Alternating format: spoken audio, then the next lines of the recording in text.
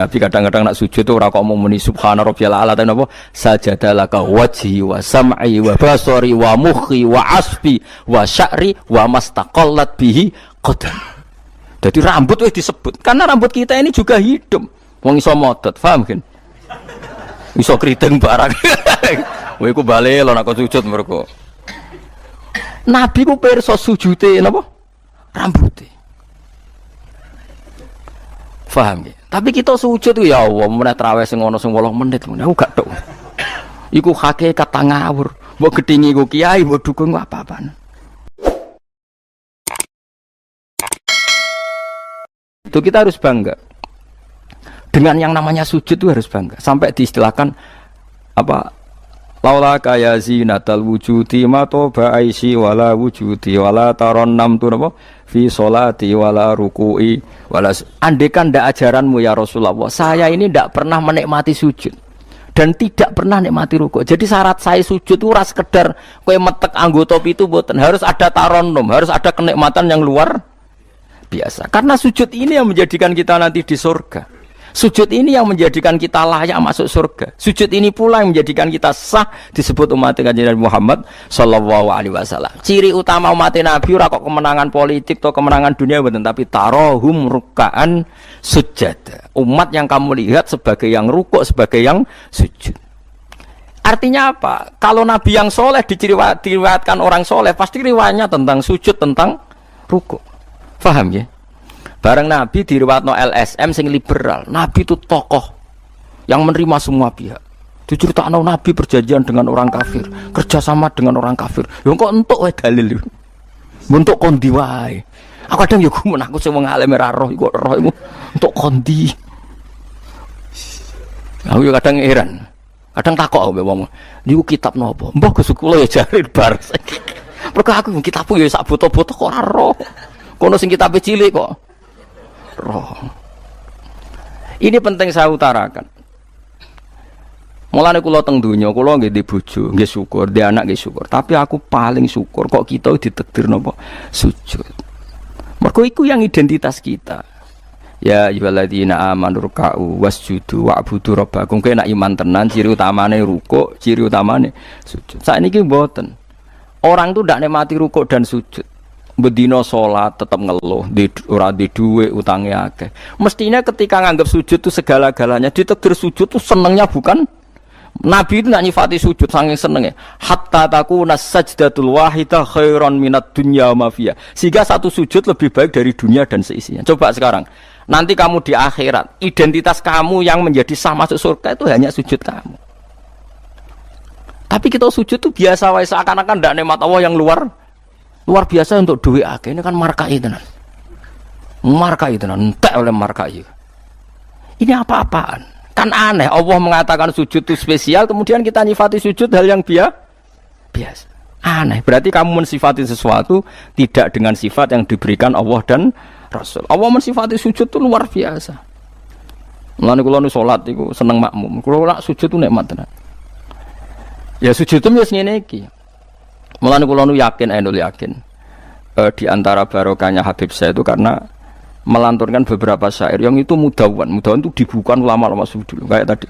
Laula kaya zinatal wujudi ma toba aisi wala wujudi wala taronnam tu fi sholati wala ruku'i wala sujudi. Taronnam tuh nyanyi-nyanyi kecil.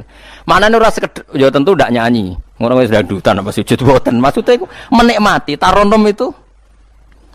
Kok rakyat itu sujud perucat gak jelas. Masya Allah ya kok urip. Kalau aku heran. Itu tenang. Coba sekarang sampean lihat surat Fatah yang di akhir. Sifat umatnya Nabi itu apa coba? Tarohum ruk'an sujud. Orang-orang yang kalau kamu melihat aktivitasnya itu ruk'an, melakukan rukuk sujud. Memang kita punya ambisi politik menguasai Indonesia atau apa, enggak apa-apa itu, tapi setelah rukuk dan sujud. Bahkan kalaupun kita berpolitik demi supaya rukuk enggak dilarang, sujud enggak dilarang. Semua porosnya demi napa sujud. Mulane surat Iqra dimulai dan ditutup dengan wasjud waktari. Sekarang enggak. Umat Nabi ngomong fadhil sujud do pelo. Pelo bisu. Ngomong fadhil sujud wis ra iso. Padahal sujud ini yang identitas kita. Kita masuk surga itu karena sujud. Bahkan ketika kita masuk neraka, iku neraka sing rawani iku walam takulin nar atharos sujud. Neraka itu tidak berani makan bekas-bekasnya. Kayak apa kalau yang sujud itu batuk kamu, tangan kamu, dengkul kamu, terus hati kamu, fisik kamu. Mana nak sujud? Nah cara fikih sujud itu kan sementing anggota pitu nempel. Gini ku napa al-jabhah wal yaden warubbaten wal qadamen. Berarti pitu kan batuk sitok. Piro kan telapakan loro, dengkul loro, terus apa? Delamaan sikil loro. Kemudian ulama ada mengatakan harus ma'atahamulin yasir, sedikit ditekan. Mbok ukurane nganti ngecap ora roh, pokoke niku ukurane ku ditekan apa? Sedikit. Oke. Tapi sebetulnya kalau kamu fair, itu hanya syarat cara fikih. Nak cara Kanjeng Nabi zaman sugeng nak sujud nganti gituanen. Kulo nu cek apal. Ya Allah sajadalaka wajhi wa sam'i wa basori wa mukhi wa asmi wa sya'ri wa mastaqallat bihi qadami. Nabi nak sujud, ya Allah jasad saya ini sujud kepada engkau. Disebut semua. Sya'ri rambut saya, asbi sumsum saya. Sajadalaka wajhi wa sam'i karwan ya. Wa basori wa mukhi sumsum saya. Wa asbi sendi-sendi saya. Wa sya'ri rambut iku nunjuk nona iso ke sujud itu total. Mulane kula suwun iku pentingnya wong soleh di sejarahno wong napa soleh. Para habaib sing soleh-soleh ku nak nyejarahno nabi ku sejarah bahwa nabi itu laula kaya zinatal wujudi matoba aisi wala wujudi. Mane umpama ora didikane jenengan urip ku ora ana gunane. Matoba aisi urip ku ora ana gunane, ora ana enake blas. Wala wujudi wujudku ya ana gunane. Kenapa ora ana gunane? Mergo kula ora iso wala taron namtu fi sholati wala ruku'i wala sujudi. Ya, tapi kowe ora perlu alim paham koyo ngene ora perlu. Wis aku joget tok las ra apa-apa. Sing penting aja wis ra paham malah ngaram-ngaramno bid'ah. Bentarno. Bocah kok kecangkemane ngono. Tapi kula pastikan, tapi nanti kalau orang soleh gak diriwayatkan orang soleh, sing dilihat ya sisi-sisi yang tidak khasnya kesalian itu.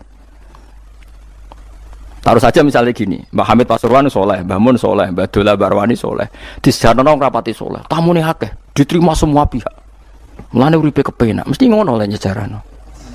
Tapi nak sing sejarah nong soleh, keselah tetep mulang. Walim bisa maca kitab takrib, istiqomah maca ihya. Lah kula nak kenal Mbak Hamid, ning misanane Mbah kula. Santri-santrine sing soleh nyetan, Mbah Hamid wis ora tau karek iku salat tahajud, nak duha ning kene, senengane maca burdah. Bapak kenangane senane dijak ning kamar dijak ngaji tafsir. Ya mesti seputar kesalehan. Diceritakno wong rapati soleh kebesaran. Tamune wae. Wong ngger wong rono pejabat yo. Sopo wae rono. Pokoke top. Top ku manane tamune. Akeh bar. Lah nek ngono ayo presiden, menteri, gubernur tamune akeh. Artis yo tamune. Akeh. Makanya kula kepengin nggih sejarahnya orang soleh. Itu orang soleh harus ikut ngomong biar tahu sejarah khasnya antar orang apa? Termasuk tadi nyifati Nabi itu laula kan apa ya zinatal wujudi ma toba aisi wala wujudi wala taron namtu fi sholati wala ruku'i. Anakku lo Hasan tasbihah terus anakku lo sing cilik jenenge Milan niku kula kan ngapal lo sak nadzuman Imam Syafi'i. Padahal iki alit ya alhamdulillah do apal. Imam Syafi'i iku Imam Syafi'i mu ahli fikih kok sampeyan niku mboten ndekne yo ahli tasawuf ahli hakikat. Niku nadzuman sing kula kan ngapal lo niku Imam Syafi'i niku laqad mananta ala qalbi bi ma'rifatin bi annaka wahudul ala'i wal qudusi wa ma taqallabtu min naumi wa fi sinati illa wa dzikruka bainan nafsi wan nafasi. Ya Allah, sungguh nikmat engkau itu besar karena engkau memberikan aku satu kenikmatan di mana kenikmatan itu saya tahu bahwa engkau adalah dzul ala'i wal qudusi, zat pemberi nikmat dan yang suci. Wa ma taqallabtu min naumi wa fi sinati, kula niku turu ora tau molak-malik awakku. Ora tau molet corong Jawa. Illa wa dzikruka bainan nafsi wan nafsi, kecuali saya ingat engkau di antara nafas-nafasku ini. Itu orang soleh meriwayatkan kesalian. Jadi wa ma taqallabtu min naumi wa fi sinati illa wa dzikruka bainan nafsi wan nafsi. Jadi tapi enggak, sekarang agama itu diceritakan orang-orang yang gila politik, gila kekuasaan. Kita harus kuat. Ya bagus, kita juga enggak ingin ngalami kayak Rohingya, paham ya? Makanya yang soleh-soleh pun jangan anti politik, goblok ya anti politik. Gobloknya tadi, kowe misalnya ra melok politik sing kuasa orang-orang non muslim tong fasik terus salat dilarang, pengajian dilarang, kacau. Lho tenan kula ketua partai-partai politik cara kan nyucup kula purun piye-piye ana gunane. Tapi nak kon iman ra gelem bodonine bolak-balik. Tapi kita harus hormat piye-piye menjadikan Islam itu di Indonesia enggak dilarang-larang, enggak dikuyo-kuyo karena penguasanya adalah orang napa? Islam. Tapi bojo mbok imani teman-teman bodonine ya bolak-balik bos watake ora roh las pokoke bangsa ngono. Makanya ini penting sekali. Makanya saya kemarin itu senang banget sampai surat Sajdah. Ngaji kita adalah ditakdir sampai surat apa? Sajdah. Di mana surat ini mengatakan innama yu'minu bi ayatina alladziina idza dzukiru biha kharru sujada. Orang-orang mukmin sejati adalah orang ketika dibacakan ayat Allah itu langsung napa? Sujud. Tentu sujud ini bisa sujud fisik kayak kita pas sholat, termasuk bisa sujud pikiran, sujud hati, sujud macam-macam. Mulane Kanjeng Nabi kadang-kadang nak sujud tuh ora kok muni subhana rabbiyal a'la ta napa sajadalaka wajhi wa sam'i wa basari wa mukhi wa asbi wa sya'ri wa mastaqallat bihi qadam. Jadi rambut wis disebut karena rambut kita ini juga hidup. Wong iso modot, paham kan? Iso kriting barang. Kowe iku bali lho nek sujud mergo. Nabi ku pirsa sujude napa? Rambuté. Paham ya? Tapi kita sujud tuh ya Allah, meneh traweh sing ana sing 8 menit ngono. Aku gak tok. Iku hakikat ngawur. Mbok gedhingi ku kiai, mbok dukung apa-apaan. Tapi wong sing makome ngene iku nek iso iku dadi imam. Kok nate wonten cerita teng daerah kula wong saleh alim dadi imam. Imami Jumatan. Bareng sujud lali. Lho wali wong ngenteni itu lho diarani mati ra mati. Akhire muridé ndudul kok. Mbah sampun. Batal sak Jumatan. Semenjak itu dia mengundurkan diri dari imam nopo. Tapi kowe kan gak ngarah sujud nganti ngono. Mulane wong nak salat iku aja nganggo makome sinten? Wong khawas. Yen sak kula tiyang-tiyang nak saleh ngimami yo nganggo makom sing adna. Dindekno makome. Lah engko nak pas bengi-bengi tahajud nganggo makom kelas A. Sekali salat iku wis lali. Masyhur. Sampe tak critani salate Kanjeng Nabi nak sholat tu Aisyah turun ning ngarepe. Ya matang-matang ngono ning ngarepe. Ayo Aisyah. Mulai bolak-balik matur. Nabi ku ora digon sholat kok kowe ora. Nek kowe kan digon sholat tapi ora tau sholat. Nabi ki sing digo sholat ya nggon turu niku nggon sare ku digo sholat. Aisyah ya sare teng mriku. Masyhur riwayat hadis yo kae. Jare Aisyah. Oh Nabi nak ngadeg suwe tak sembujuk sikilku tak jelonjorno. Mergo Nabi nak sujud apa nak ngadeg iku. Minimal 200 ayat. Kulhu mau pirang ayat? 200 ayat. Ngono cek nangis. Fama marra min ayati adzabin illa sta'adza minhu wala marra bi ayati maghfiratin illa astaghfar wa ma marra bi ayati tasbihin illa sabbaha wala bi ayati tahmidin illa hamada wala bi ayati takbirin illa kabbara. Setiap lewat ayat tasbih dia baca tasbih. Setiap lewat ayat istighfar dia membaca. Jadi misalnya subbihisma rabbikal a'la subhanallah subhanaka ya Allah. Mau pas maca ayat in tu'adzibhum fa inna ibaduk ya Allah lakal hamdu wa lakal mulku ya Allah wa ma'fuan nangis. Dadi Aisyah ngerti paling suwe tak sodoro sikilku. Barangku ape sujud lagi sikilku tak tarik, tak pengkeretno. Mulane jare ka'annahu lam ya'rifna qat. Nabi itu ketika ndak salat itu teman kita. Tapi nek wis salat seakan-akan ndak kenal kita. Sampai sahabat itu udah bingung, Nabi be salat ning masjid. Sahabat nyun sewu sing sok kenal sok parek. Nabi itu ya talawan, wajahnya rubah kabeh. Karena hulam ya'rif, Nabi itu tidak kenal kita kalau mau salat. Saking haibahnya mau sowan Allah Subhanahu wa taala. Tapi setelah salat baru Nabi happy. Dan Nabi itu rindu salat. Masyhur itu Nabi kalau banyak masalah itu sampai takok-takok Aisyah. Ya Aisyah, Bilal kok gak rene-rene. Maksudnya qomat atau azan. Ketika Bilal teko, sopan ya Bilal, arifna bis salat, arifna bis salat. Masyhur. Arif ngekeki istirahat sira Bilal nak kita bis salat. Ayo Bilal aku nang istirahat no nganggo salat. Dadi Nabi yang roh donya sumpek. Iku istirahate iku. Mulan sebut wa qurratu aini fis salat. Tenange atiku. Nah kok terus di umat ayame di dhuwit iki umat apa? Ya umat sing kumat. Ya siku jawabane. Umat sing kumat. Lah ya meskipun kira iso nglakoni tapi tak critakno nek ke wong saleh iku disejarahno wong saleh ben ijek sambung. Dan saiki Rasulullah itu sayyidus sholihin. Sayyidus Sholihin sing diceritakno Quran sifate umat iku tarahum ruk'an sujud. Saiki umat sifate tarahum yatlubunal mal wa yatlubuna kadza wa kadza yatlubunal jah wa riyasah. Jadi sok ben cara umpama Quran kok iso dikarang sifatem ora tarahum ruk'an sujud sifat umat ngalor ngidul golek duit. Kowe seneng disifati ngono? Gak seneng kok.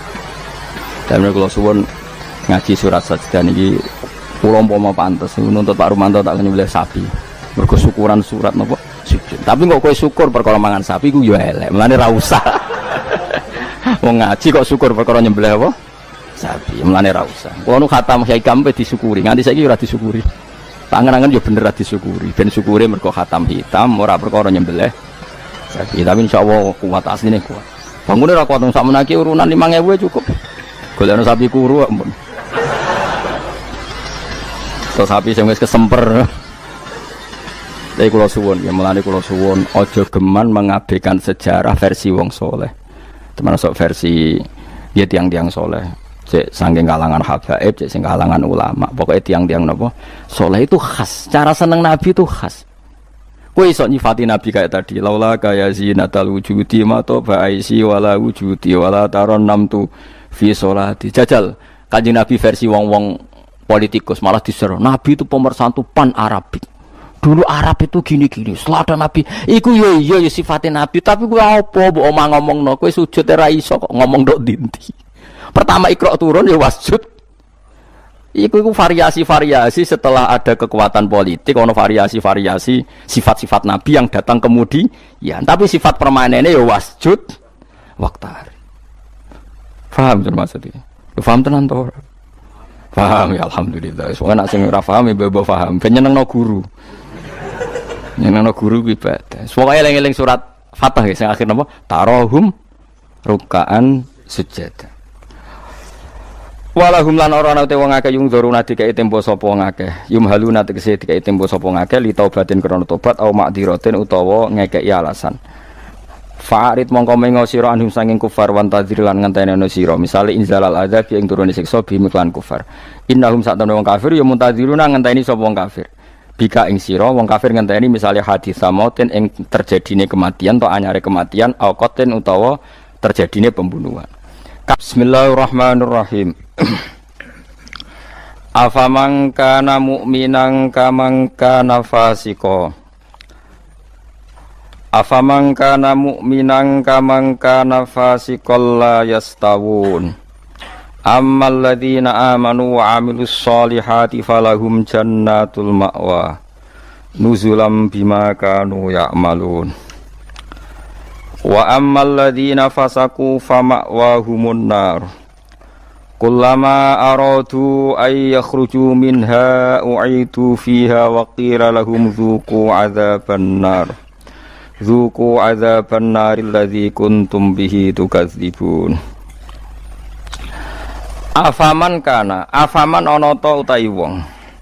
Wong sapa wae, kana kang ana sapa man. Ana iku mukminan, iku wong sing mukmin, sing percaya kebenerane Allah lan Rasul. Iku kaman kaya dene wong kana kang ana sapa man iku fasikon, iku wong sing fasik utawa wong sing kafir.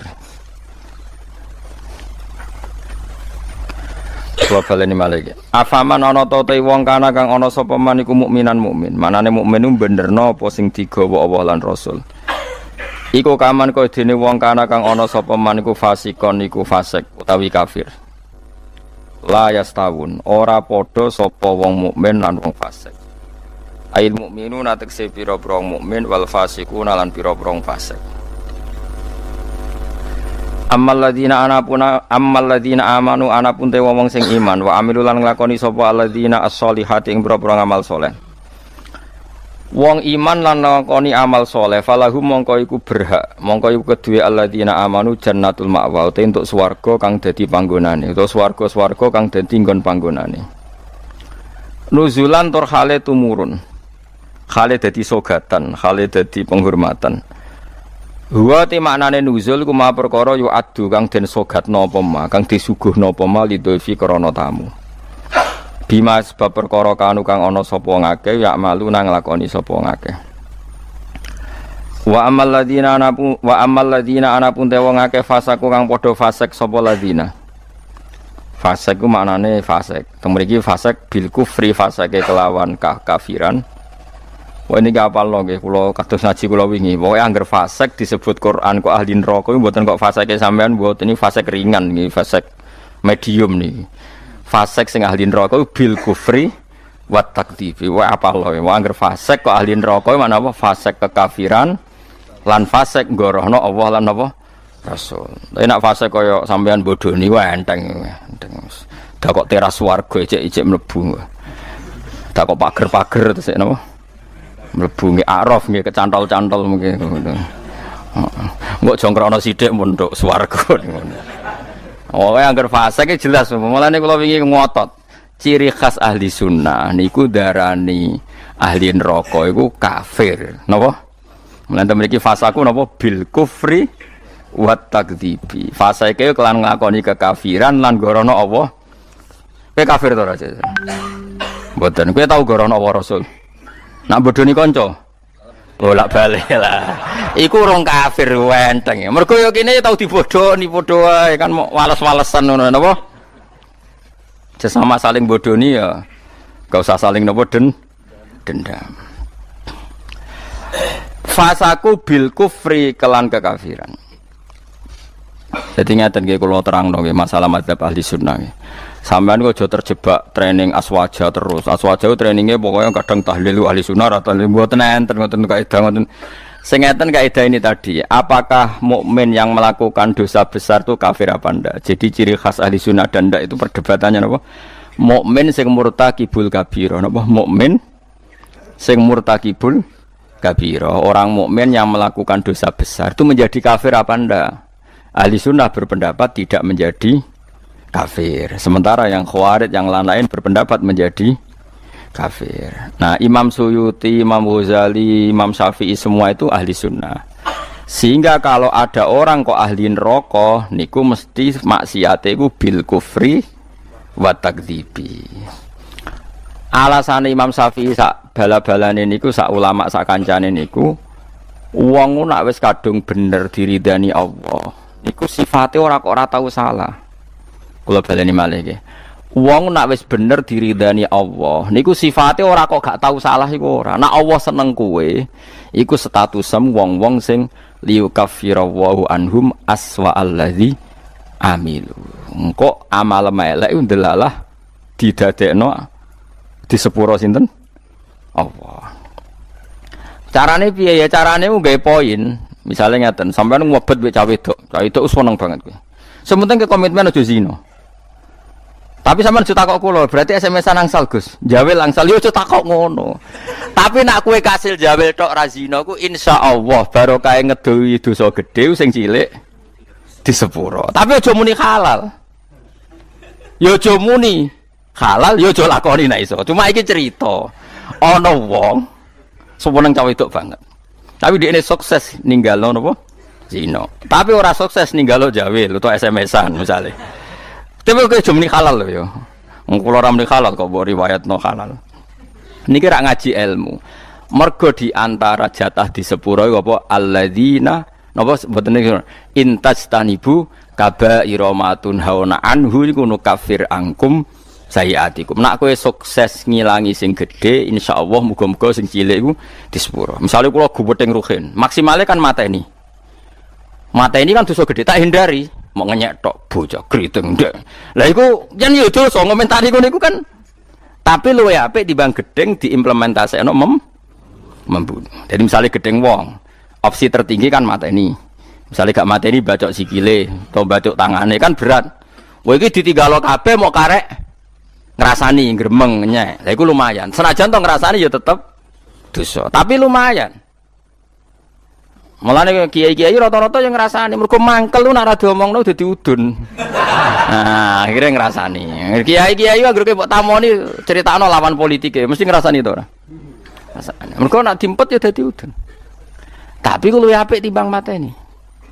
Misalnya kula kiai yang jenis seperti ini.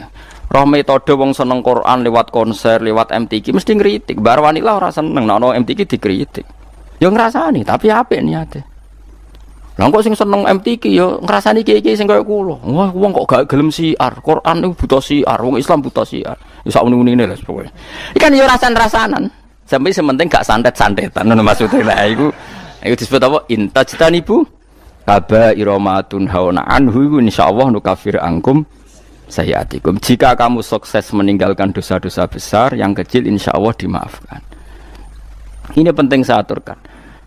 Nah, kalau orang baik itu syaratnya tidak pernah dosa, berarti sekali dosa dia jadi kafir. Ini masalah bagi ahli sunnah.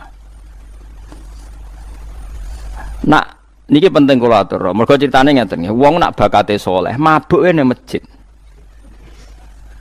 Bodoni yo santri, mergo dekne ora duwe kanca geng. Akhire korbane yo santri. Mergo dekne bodoni wong liya, wong abangan, preman ora kenal. Sing dikenali santri. Akhire korban bodoni yo. Ya kula kiai bodoni wong ya bolak-balik.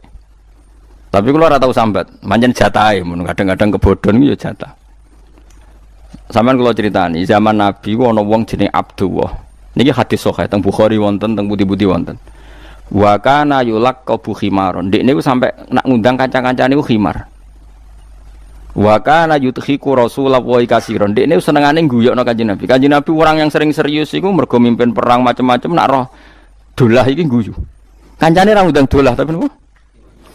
Iku nak mabuk ini masjid Kanjeng Nabi. Mboten trimo masjid mriki mboten.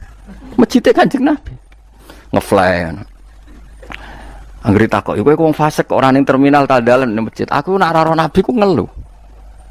Tapi ojo minum gak ngregani Nabi. Aku ora minum yo ngeluh. Angel gak? Akhirnya singkat cerita, Nabi itu profesional, masih santri ini nak salah ditakzir. Takzirane Syaribul Khamri ku gak ada batasnya. Enggak ada ukurannya, memang di Quran enggak ada. Sehingga kadang Nabi yo jilid 20 kali, kadang 80 kali.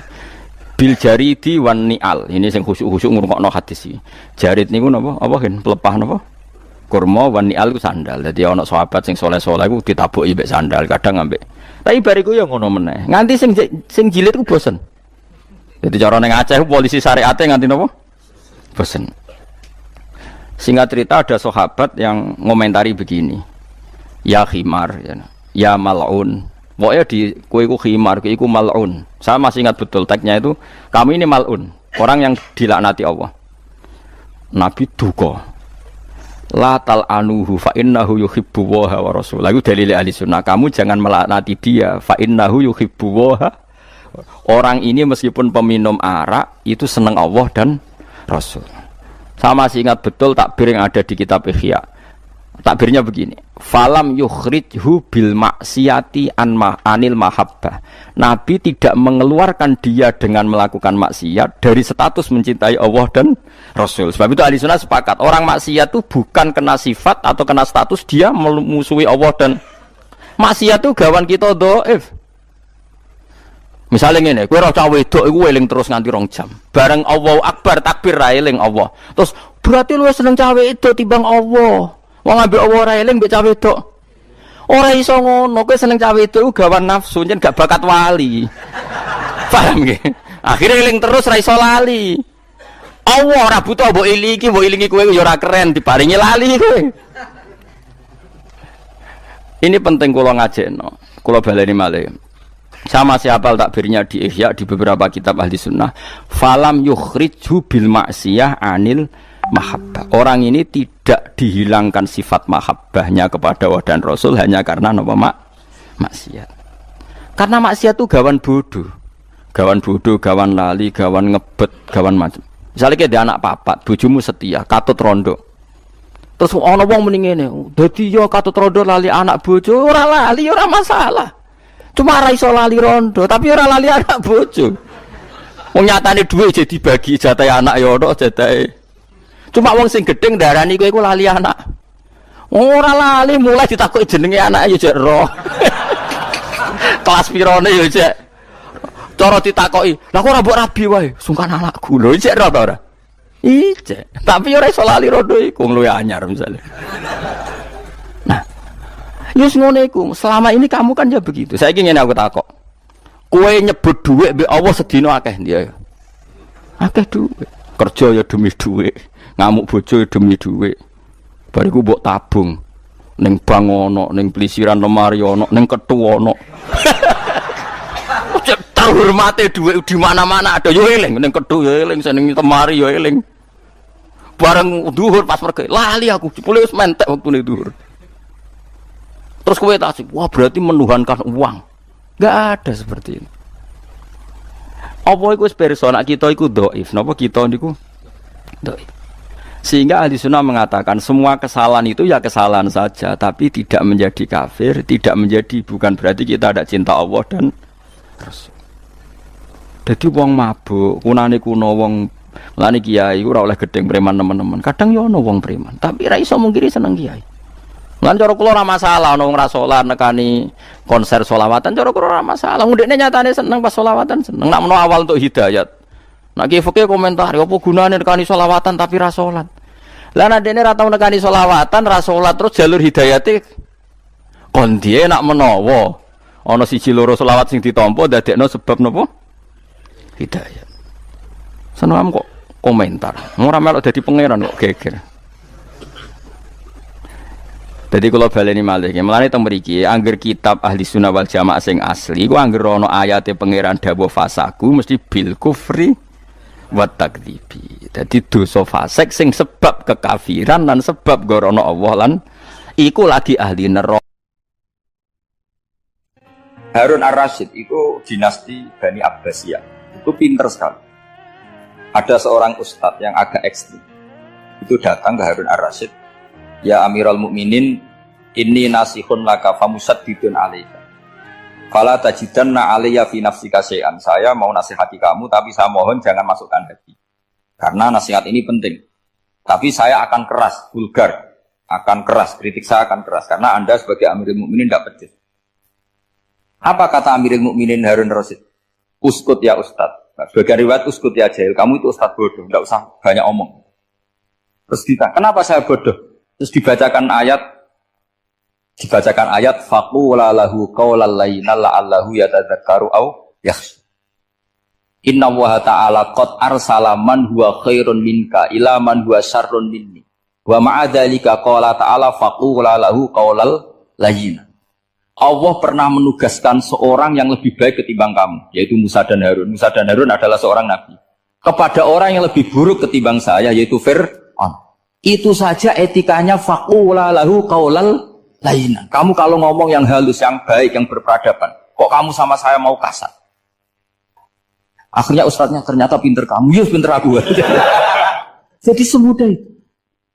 Allah itu menugaskan orang yang lebih baik ketimbang kamu, yaitu Nabi Musa. Kepada orang yang lebih buruk ketimbang saya, yaitu Fir'aun. Itu saja ada etikanya. Kok kamu sama saya mau tambah etika? Mau main kasar hanya karena kamu merasa nasihat Anda benar.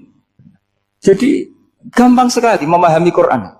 Tapi lagi-lagi memang bagi ahlinya. Tapi ini saya bantu supaya sampean jadi ahli apa? Quran.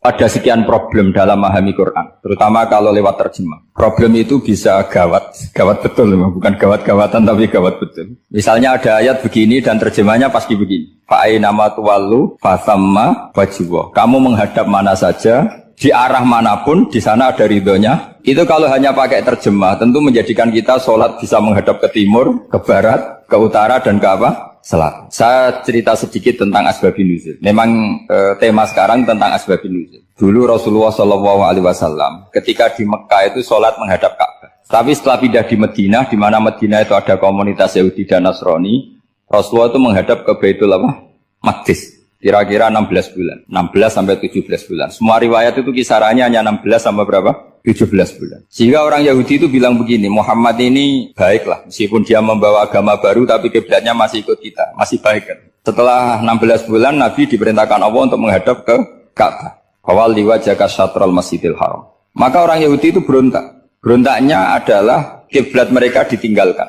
Cara berpikir orang Yahudi itu kiblat mereka ditinggal. Sehingga mereka bilang mawallahum an qiblatihim allati kanu 'alaiha. Apa yang menjadikan umat Islam berpaling dari kiblat Baitul Maqdis. Kemudian mereka provokatif betul. Ini perlu diperjelas. Provokatif. Bilang begini, "Inna Muhammadan tahayyara fi din." Muhammad ini bingung dalam beragama sehingga habis ngomong A ngomong B, habis kiblat Ka'bah, kiblat Baitul Maqdis. Sehingga dalam banyak tarikh disebutkan peristiwa kiblat itu terbanyak melahirkan orang murtad.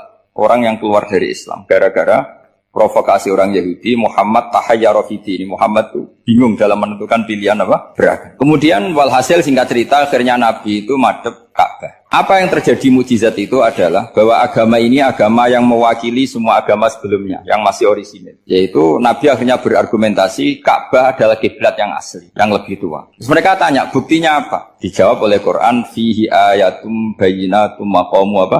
Ibrahim. Ka'bah bukti tertua adalah di situ ada makam Ibrahim. Makam itu jejak kaki. Ya kalau bahasa Indonesia makam itu kuburan. Kalau dalam bahasa Arab makam itu jejak apa? Jejak kaki. Sehingga diketahui oleh sejarah dibuktikan di situ ada jejak kaki siapa? Nabi Ibrahim. Sementara nisbatnya Baitul Maqdis itu adalah kepada Nabi Musa dan Nabi Harun. Yang ini adalah turunan dari Nabi siapa? Ibrahim. Hikmahnya apa? Begini, sebagai bukti bahwa Baitul Maqdis pernah menjadi poros Islam atau poros Tauhid, maka Nabi Muhammad pernah disuruh menghadap ke Baitul Maqdis.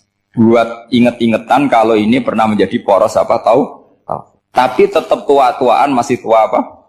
Nah, kenapa tua Ka'bah tadi? Karena Ibrahim adalah Abul Anbiya, bapak dari para.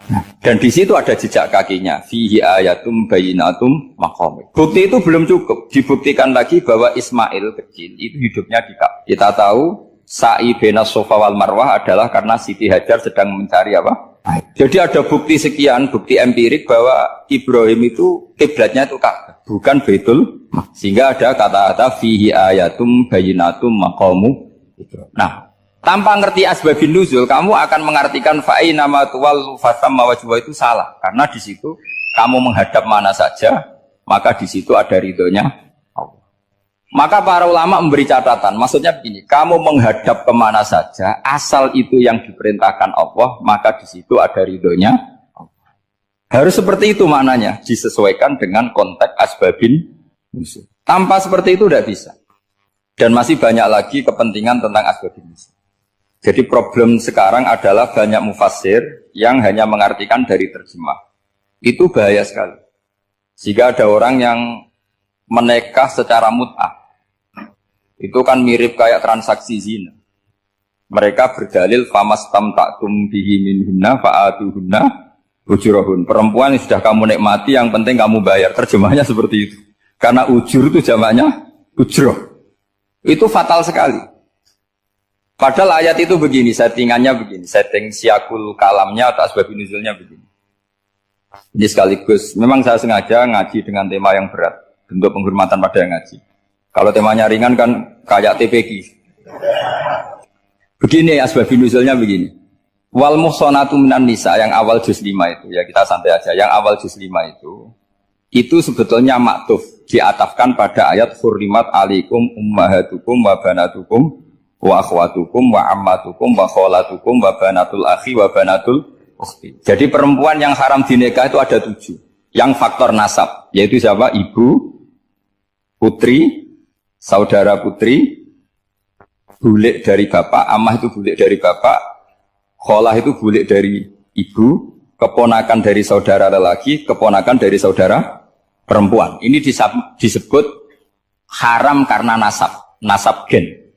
Kalau orang Jawa bilang hanya 4 karena ngitungnya bulik baik dari bapak maupun ibu. Kalau orang Jawa bilang kan bulik terus keponakan dihitung 1. Padahal ada keponakan dari saudara lelaki, ada keponakan dari saudara apa? Perempuan, wabanatul akhi, wabanatul ukhti. Terus kedua, haram karena rodok. Kita tahu dalam hukum Islam, rodok adalah sama dengan nasab. Jadi ibu yang pernah menyusui kamu berarti jadi ibu kamu. Dan saudara sepenyusuan berarti menjadi saudara kamu. Ini disebut wa ummahatukumul lati arda'nakum wa akhwatukum minar rodok. Terus ketiga, haram karena musoharoh, karena besanan.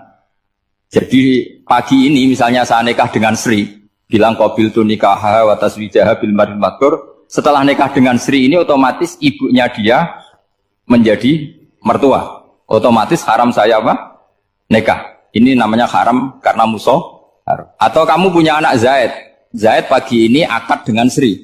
Berarti Sri adalah menantu Anda. Otomatis haram bagi Anda. Itu namanya haram karena musoharoh, karena bisanan. Itu yang disebut waroba haram-haram itu kan saat terus itu wa ummahatu nisaikum, ibu dari istri-istri kamu. Memang ini agak jelimet, tapi memang syaratnya mufassir harus biasa jelimet. Jangan hanya nyari partai ayat-ayat untuk kepentingan partai. Wah itu ngeri. Kacau Quran dipakai kampanye. Terus itu berarti sudah 3 kan? Haram karena nasab, karena rodok, haram karena musuh. Terus yang keempat ini haram yang bukan karena sebab pada seorang perempuan, tapi karena istri orang. Disebut wal muhsanatu minan nisa. Haram menikahi perempuan yang masih milik orang lain. Nah, orang lain yang menikahi ini, istilahnya Allah adalah lelaki yang menikahi perempuan ini adalah lelaki sing muhsinina ghairu musafihin, secara nikah yang sah. Nah, nikah yang sah itu begini dalam hukum fikih Islam. Saya nikah dengan Sri, kalau hanya akad, itu saya wajib bayar mahar hanya separuh. Jadi kalau saya janji bayar 1 miliar, berarti wajib bayar berapa? 500 juta. Kalau janjinya 100 juta, hanya bayar 50 juta. Itu yang wajib bil akdi. Nanti wajib sepenuhnya nunggu bil jima. Kalau sudah hubungan intim, baru wajib 100%. Jadi kalau ada di Jawa, nikah dengan seperangkat alat sholat, itu yang atasannya tok, itu wajib karena akad. Nanti bawahnya nunggu setelah hubungan apa? Intim. Nah, ini hukum Quran, bukan hukum saya. Makanya kan wa in talaqtumuhunna min qabli an tamassuhunna, saat terus fanis huma faradtum. Hanya wajib bayar setengah. Nah, perempuan yang sudah diajak hubungan intim itu kata Allah fa'atuhunna ujurahun, maka wajib kamu bayar penuh.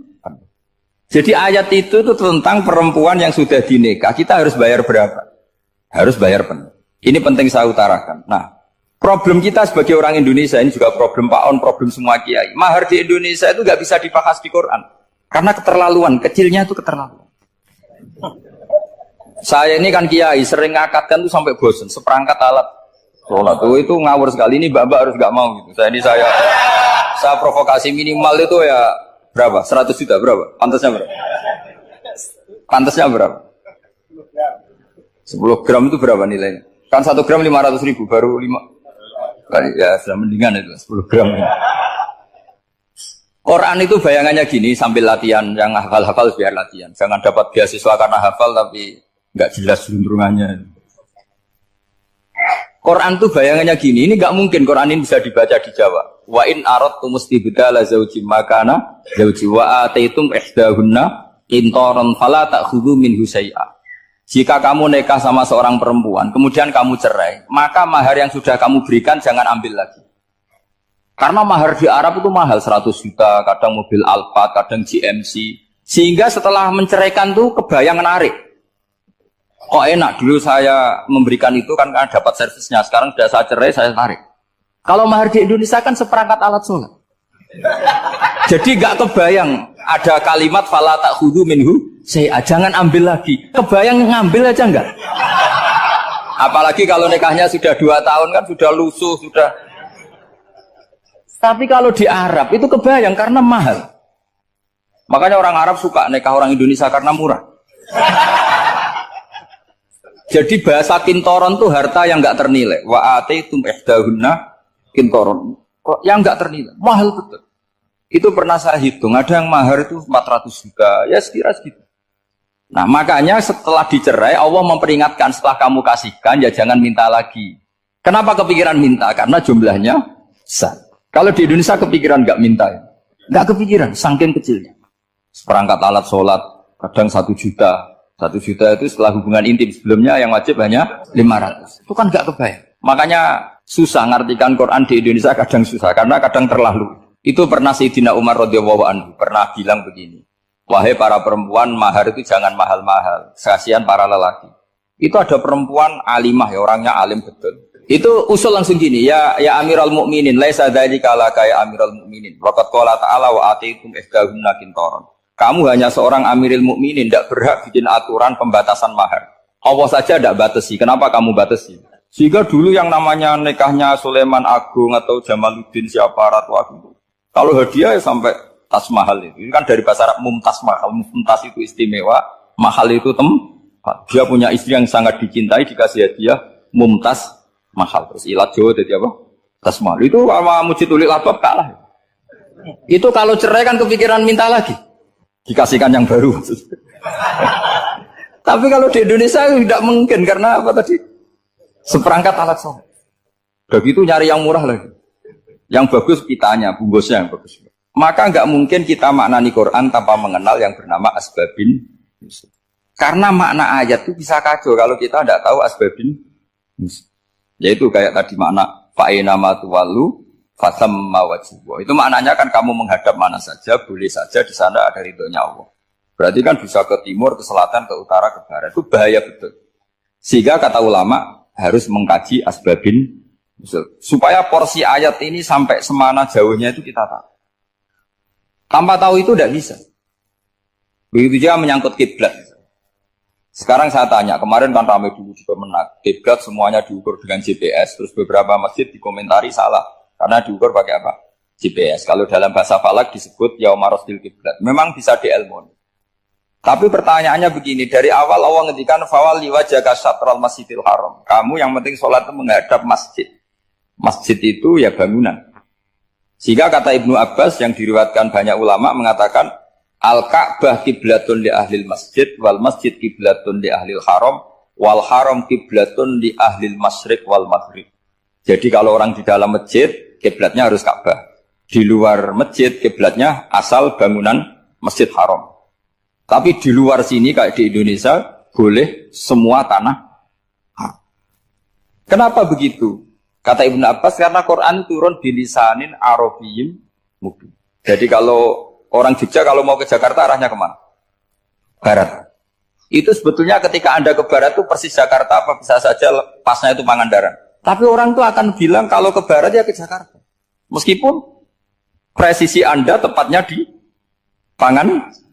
Nah kiblat seperti itu, asal orang menghadap ke barat itu orang sudah bilang ke kiblat. Gak usah sedetail misalnya harus pas Ka'bah. Saya pernah debat sama tim ahli Kemenang. Gak bisa Gus, sekarang ada GPS harus tepat Ka'bah. Terus saya bilang gini, kalau teori Anda benar, berarti semua masjid luasnya maksimal 16 meter. Ka'bah itu luasnya hanya 16 meter. Berarti Masjid Ulil Albab yang pojok sana sama pojok sana, kira-kira itu ya sudah tidak kena Ka'bah. Kalau harus tepat Ka'bah itu kan diameternya hanya 16 sampai 18 kalau nggak salah. Berarti semua masjid kalau ingin tepat Ka'bah harus pas 16. Kalau terlalu luas pilihannya harus cekung. Kan jadi aneh. Makanya saya itu sering Pak On, dulu saya ini biasa debat fikih. Kalau di tradisi pesantren namanya Fasul Masail. Saya punya teman yang paling kurang ajar, yang paling saya kenang dalam panjang sejarah. Dulu itu kalau debat fikih itu ya seru.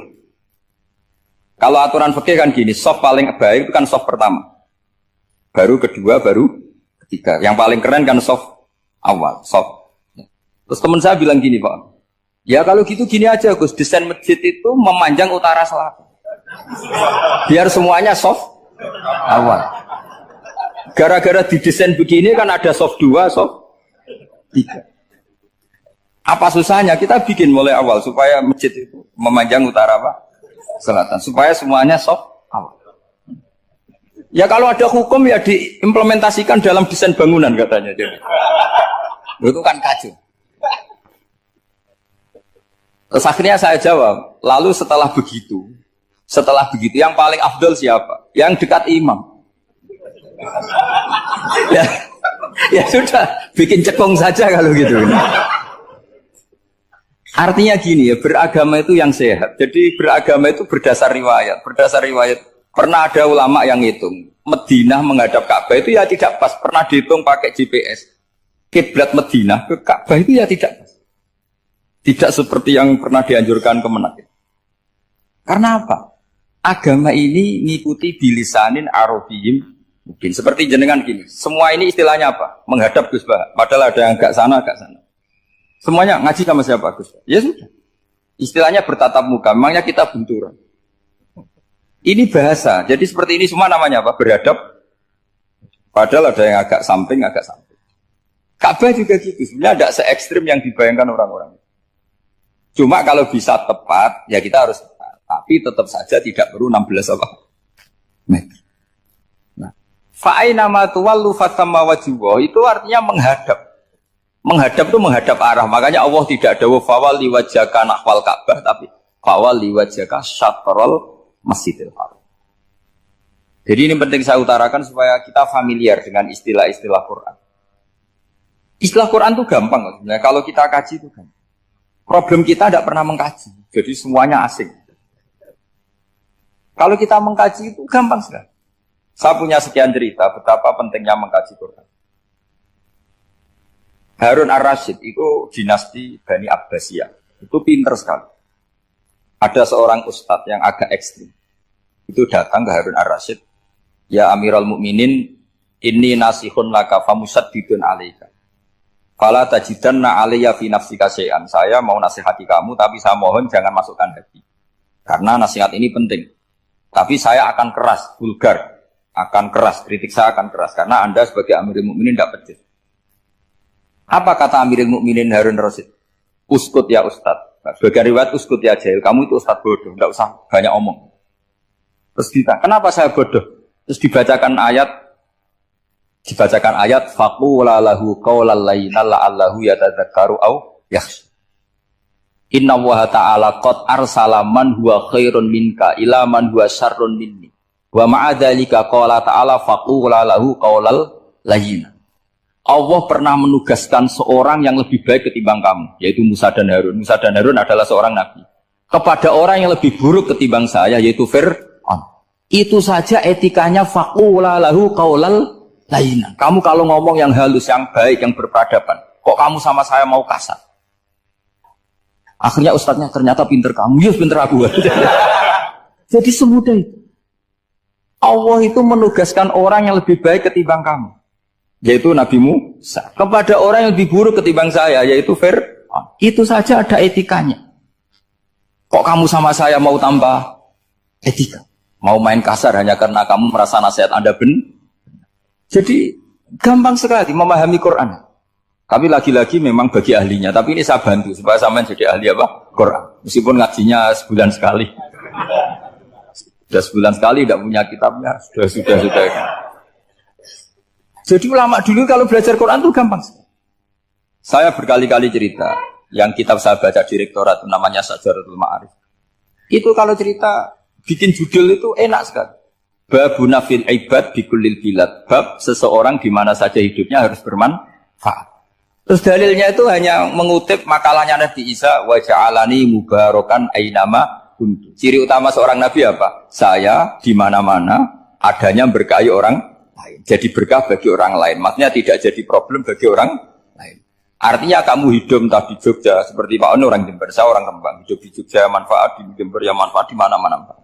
Saya pernah di Korea seminggu ya manfaat. Saudara kita TKI yang di Korea ya manfaat. Di sana bikin masjid, bikin apa.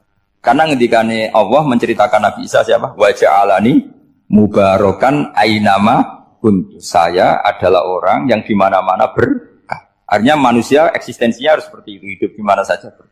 Gampang sekali memahami. Pernah Imam Syafi'i ditanya, kalau kamu nggak kehilangan air atau nggak ada air di satu daerah, cari-cari dulu.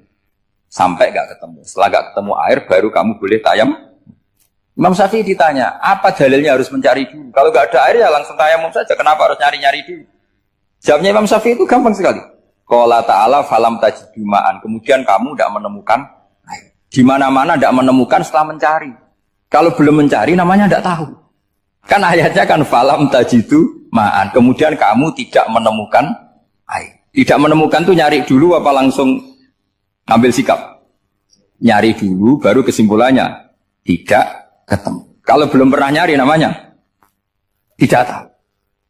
Segampang itu lama dulu memahami Quran karena konstruksinya utuh.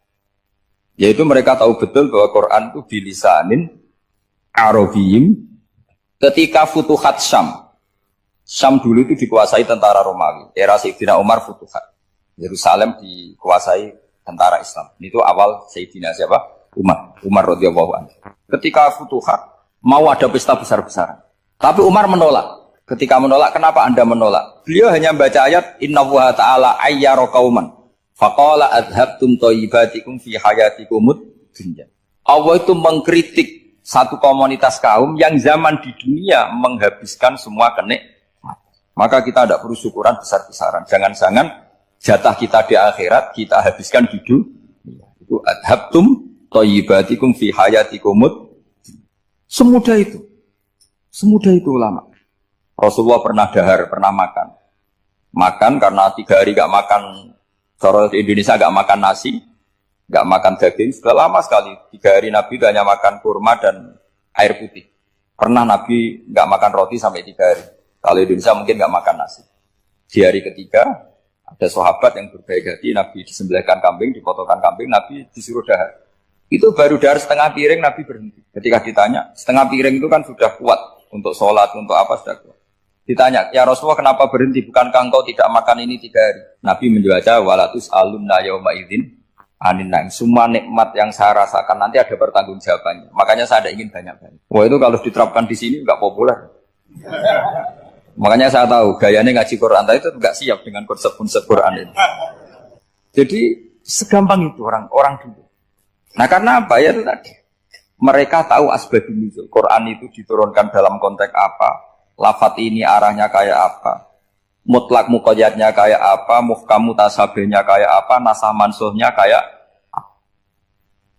Nah sedikit saya cerita ini mungkin contoh terakhir supaya agak lama-lama, nanti bingung kalau lama. Yang bingung ya saya. Bingung cara memahamkan. Jadi kalau guru itu kan bingung cara memahamkan. Kalau murid bingung cara memahami. Nggak tahu tingkat kebingungannya sama. Kalau guru itu bingung cara memahamkan. Kalau murid bingung cara. Jadi ini pertemuan 2 kelompok bingung. Yang satu bingung cara memahamkan, yang satu bingung cara. Kalau orang ekstremis bingung cara merusak suasana. Itu nggak benar itu. Ada loh. Rasulullah itu nabi. Itu paling pusing yang ngadepi orang-orang yang ekstrem. Karena apa? Cara berpikir itu lompatannya itu nggak tertib. Jadi Nabi itu cara berpikir itu kecerdasan nubuah. Sementara orang ekstrim cara berpikir itu kecerdasan nafsu. Bukan kecerdasan manusia. Kalau manusia masih baik nafsu. Misalnya begini, kalau dalam tradisi nubuah itu. Saya dengan Pak Onu berteman lama. Mulai tahun 2000 berapa. Itu kalau Pak Onu bertamu ke saya, harusnya tidak usah tak kasih makan. Karena sudah dekat. Tapi kalau kenalan baru itu dikasih makan, disangoni. Jadi Nabi itu perilakunya agak unik. Akhirnya ada orang yang cara berpikir itu dangkal. Ya Rasulullah ini tidak fair.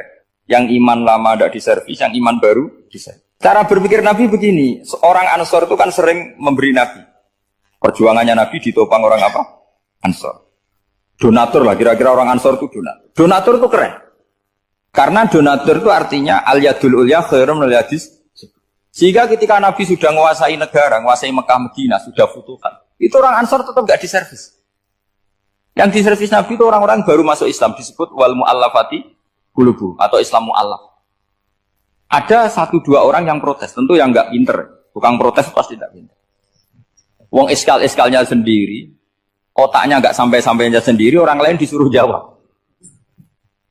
Makanya di sini tidak ada tanya jawab, nanti iskal-iskal kamu sendiri, bingung-bingung kamu sendiri, saya disuruh jawab. Berarti Gus Pak enggak mau ditanya, ya memang enggak mau karena tadi jawab sendiri aja, nanti pinter sendiri, kapan-kapan pinter sendiri. Akhirnya tanya begini, cara tanya gini, ya Rasulullah, ini enggak fair. Orang sudah Islam lama setelah negara terbuka milik Anda, setelah kita menang, setelah kita menguasai negara, enggak kamu servis. Sementara yang baru Islam kamu, Nabi itu bertanya senyum-senyum, rileks saja. Lama-lama tambah ekstrim pertanyaan. Kata Umar, ya Rasulullah saya beri izin untuk membunuh orang ini. Umar itu pikirannya karena mangkel Nabi. Nabi jangan. Kalau kamu bunuh, nanti apa kata orang banyak? Inna Muhammad dan yaktulu ashabah. Dikira Muhammad membunuh sahabatnya sendiri. Nabi masih mendengar. Komplainnya masih dengar. Lama-lama Nabi memberi penjelasan. Kamu ini orang Ansor. Kamu biasa memberi saya, memberi dana perjuangan. Memberi itu hebat. Saya tidak ingin menurunkan grade Anda. Grade sebagai pemberi, berarti kelasnya elit. Sekarang menjadi penerima. Itu tidak bagus. Itu betapa Rasul ini namanya kecerdasan nubuah. Kalau orang biasa memberi, biar memberi saja. Supaya dia tetap heroik, tetap patriotik, tetap keren. Karena mentalnya pemberi. Jangan sampai dari mental memberi, kemudian mentalnya peminta. Jadi kalau Pak On jadi tim suksesnya Pak Jokowi, dia tidak minta-minta. Kalau dulu kampanye, ya kampanye saja. Biar memberi terus gak pernah minta. Meskipun akhirnya ya gelo. Tapi Nabi dulu tidak gitu. Jadi orang Ansor itu gak pernah diservis. Padahal jasanya kayak gitu. Supaya kelasnya tetap kelas elit. Yaitu pemberi, penanggung jawab. Nabi gak ingin orang Ansor turun grade menjadi penerima. Orang-orang yang cerdas nubuah menerima konsep Nabi seperti itu. Lo tanya sama Pak On, saya dadani terjemahan UI itu puluhan tahun sama Pak Zul. Itu beliau ke kontrakan saya ke rumah beliau. Tidak pernah berharap apa. Saya sangat tertutup. Bukan apa-apa ya, kalau ingin memberi saja. Kontribusi saya pada Al-Quran. Saya tidak kepikiran mendapat. Supaya heroik. Tapi orang-orang yang cerdas amatir tadi, ini gak fair. Wong yang memberi lama kok dapat servis sedih. Nah, sekarang itu problem zaman akhir sudah mulai seperti itu. Nah, orang ini namanya Dzul Khuwaisirah. Ini yang nanti punya anak turun Khawarij. Khawarij itu orang yang ibadahnya hebat, tapi cara berpikir dengan buah salah. Kalau orang lagi Khawarij itu orang yang ibadahnya hebat, tapi cara berpikir nubuah salah. Nubuah itu unik. Nubuah itu cara berpikir tadi. Apa ya? Melihat sesuatu yang benar biar benar terus. Yaitu tadi, mental memberi itu ya biar memberi terus, tidak usah di-share. Maka ketika Abu Bakar jadi Khalifatul Rasulullah, itu ada sistem kepegawaian. Itu gajinya Umar yang sudah Islam lama, gajinya Abu Bakar yang sudah Islam lama. Itu sama Abu Sufyan sama, padahal Islamnya Abu Sufyan baru setelah Fathu Mekah, kira-kira baru setahun. Terus diprotes sama orang-orang, ini Islam lama kok gajinya sama Islam yang baru setahun kok sama. Kata Abu Bakar, fadailuhum indallah, mereka punya kelebihan Islam lama itu indallah, nanti balasannya biar surga. Kalau di dunia sesuai profesinya. Artinya profesi kalau penjaga kantor ya berapa, kalau dosen berapa, pokoknya ya sudah. Dan itu diterima oleh sahabat, semuanya nerima konsep itu. Era Umar agak dibalik. Abu Sufyan kira-kira gajinya 1 juta, yang lainnya yang menangi Nabi mulai awal gajinya 10 juta. Ditanya, ya Umar, kenapa ini jadi rubah seperti kebijakan Abu Bakar, tidak seperti Abu Bakar? Jawabnya Umar lucu. Fawwah la usawwi baina man qatala Rasulullah wa baina man qatala ma'a Rasulillah. Demi Allah saya tidak akan pernah menyamakan orang yang dulu merangi Rasulullah yaitu Abu Sufyan dengan orang sing selawase dari Rasulullah yaitu Sayyidina Ali dan sebagainya. Ini penting. Artinya ketika gajinya orang saya seperti Ali radhiyallahu anhu itu tinggi itu bukan karena lamanya Islam, tapi karena lamanya iman. Jadi mulai dulu ijtihad itu ada dan dulu dia biasa saja. Karena tadi ada kecerdasan nubuah. Saya ulang lagi, ada kecerdasan apa? Sekarang itu kecerdasan tomak atau kecerdasan nafsu. Itu kalau sampai ngaji kitab tasawuf, itu bab bakhil itu tidak ada. Menurut kitab tasawuf, medit itu tidak ada, kikir itu tidak ada. Yang ada itu tomak. Tomak itu berharap dikasih orang lain. Sampai pernah enggak bilang kalau artis-artis di Jakarta kikir? Tidak pernah kan? Karena kamu tidak pernah ingin diberi. Tapi kalau kamu punya pacar karena kenal tidak pernah ditraktir, oh pacar saya kikir. Karena kamu ingin diberi. Pernah enggak kamu hukumi orang lain kikir yang enggak kenal? Padahal tidak pernah memberi kamu. Apa kak? Karena kamu tidak pernah ini. Coba sekarang kamu saya tanya, ini latihan cerdas. Definisi kikir itu apa tuh Pak? Enggak pernah memberi kamu kan? Artis-artis Jakarta, tokoh-tokoh nasional pernah enggak memberi kamu? Enggak kan? Tapi enggak pernah kamu vonis kikir. Karena kamu enggak pernah tomak. Tapi pacar kamu, kok amin ditraktir terus? Atau istri kamu, atau mertua kamu, kok enggak ngasih warisan, kamu bilang kikir enggak? Sebabnya kikir betul apa karena kamu tomak, berharap? Tomak. Maka di kitab tasawuf itu enggak ada bab kikir, yang ada bab tomak. Karena asal usul menvonis orang kikir itu karena tamak. Maka jangan banyak kenal orang, nanti banyak hukum kamu. Sombong juga gitu, di tasawuf itu enggak ada bab sombong. Karena orang hukumi orang lain sombong itu karena kamu ingin dihormati. Ada orang enggak kenal, terus lewat saja enggak tanya kamu bilang sombong enggak kan? Tapi kalau kenal, oh sombong betul, kenal enggak tanya kan itu. Jadi tasawuf itu sisi unik dari terus ingin kenal Pak Jokowi ingin jadi menterinya, nanti kenal rektor ingin jadi pegawainya. Ketika enggak diturutin bilang Pak Rektor kikir. Tapi orang lain ya kak pernah berharap, mungkin enggak menvonis Pak Rektor atau Pak On ini kikir, enggak kan? Berarti vonis kikir itu status orang itu apa enggak kesampaian niat kamu? Memang agak jelimet ilmu tasawuf itu, tapi itu unik, itu bagian dari khazanah apa? Islam. Makanya Rasulullah itu sering isti'adah minta perlindungan wa min toma'in fi ghairi matma'in. Ya Allah, saya tidak ingin berkeinginan yang tidak layak. Coba kamu protes negara itu karena apa? Ingin makmur sejahtera tanpa kerja sehingga nyalakan menteri keuangan, menteri ini itu. Makanya kalau guyonannya ulama tasawuf gini, tak beri bocoran. Guyonannya orang tasawuf. Begini guyonannya. Anta lam tajid min nafsika kullama turid. Fa kaifa turidu min ghairika kullama turid. Kamu yang punya keinginan saja tidak bisa memenuhi apa yang kamu inginkan. Kenapa keinginan itu kamu timpakan ke orang lain untuk memenuhi kamu? Wong kamu yang punya keinginan saja tidak bisa mewujudkan. Kenapa keinginan Anda kamu timpakan, bebankan orang lain untuk memenuhi keinginan Anda? Misalnya kamu, Gus saya ini goblok, tolong pinterkan. Wong kamu yang ini saja tidak bisa. Kok menyuruh saya? Jadi kalau tiap tasawuf itu unik. Seperti kamu mencintai istri tulen, itu ingin kan dicintai istri tulen. Kamu sendiri kan nggak bisa cinta tulen, masih pelengahan sana sini. Kamu pacaran, ingin pacar kamu setia. Ternyata kamu bikin sekian alternatif. Kalau putus ini punya ini, putus ini. Tapi kamu ingin ini setia, kan nggak fair. Makanya guyonnya orang tasawuf itu, anta lam tajid min nafsika kullama turid fa kaifa turidu min ghairika kullama turid. Gampang tuh apalane pokoknya ratrit gitu aja gampang. Jadi kamu yang punya keinginan saja tidak bisa memenuhi. Kok orang lain disuruh memenuhi. Sehingga orang tasawuf itu malu betul. Misalnya saya kok ingin Pak On takdim sama saya itu kurang penggawean. Kalau saya ingin ditakdimi saya menakdimi diri saya sendiri. Makanya berbahagialah orang yang ngilu terus saya ganteng sendiri ya Allah. Saya kaya sendiri. Menunggu orang lain bilang kamu kaya itu repot. Menunggu orang lain bilang kamu hebat itu sudah bilang aja ya Allah saya hebat, ya Allah saya ganteng, ya Allah saya cantik. Daripada menunggu orang lain bilang apa? Cantik. Jadi ilmu tasawuf itu unik. Jadi kalau fikih itu yang dikritik itu kikir. Kalau tasawuf enggak toma. Karena orang yang kamu vonis kikir itu jangan-jangan tidak kikir tapi mementingkan yang lebih penting. Misalnya ada teman yang tidak pernah nakdir kamu, ternyata punya ibu sakit, uangnya dianggarkan untuk ibunya yang sakit, atau anaknya sekolah, atau keluarganya masih butuh dia, ya, sehingga sama teman dia kikir. Hakikatnya kikir apa mementingkan yang penting? Tapi kamu karena gak pernah ditakdir menvonis kikir. Nah, ini pelajaran. Jadi makanya yang dianteni ilmu tasawuf itu tamak itu kalau dalam bahasa Indonesia, bukan kikir. Karena vonis kikir itu akan disematkan orang yang tidak kesampaian hajatnya. Makanya bapak saya itu, keluarga kiai itu ajarannya itu. Yang penting jangan berharap dari orang lain. Ini Pak On saksinya, saya dulu benahin terjemah itu nggak pernah ingin diperlakukan seperti ini. Ya ngaji aja. Karena pikirannya keluarga kiai itu sederhana. Kalau ngamal ya ngamal saja. Ngamal itu heroik. Makanya buyut-buyut kita semua ini kan pahlawan semua. Membela negara Indonesia jadi merdeka. Ya nggak pernah kebayang jadi presiden, menteri. Tapi sekarang nggak, ngamal sedikit saja harus jadi menteri. Jadi ini bahaya kalau dalam kelangsungan bernegara karena orang biasa transaksional. Awal negara ini dibangun berdasar heroik, bukan berdasar apa? Transaksional. Tapi sekarang orang akan membiasakan itu.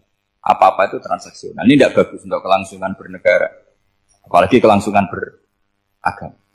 Sehingga seperti saya ini masih punya desa-desa binaan di Sragen, di pedalaman Papua sekalipun. Saya punya santri banyak di Papua. Itu kalau cerita itu unik-unik.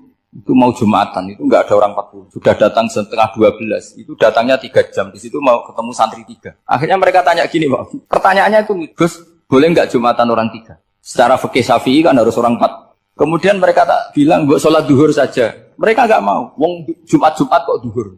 Harinya kan Jumat, masa sholatnya? Sehingga kita yang jadi kiai akhirnya nyari fikul madzhabil arba, nyari fikih madzhab 4. Ternyata Imam Malik membolehkan orang 6. Ada yang bilang 12. Yang penting keceluk jamun itu kelompok. Kalau 3 kan belum keceluk apa?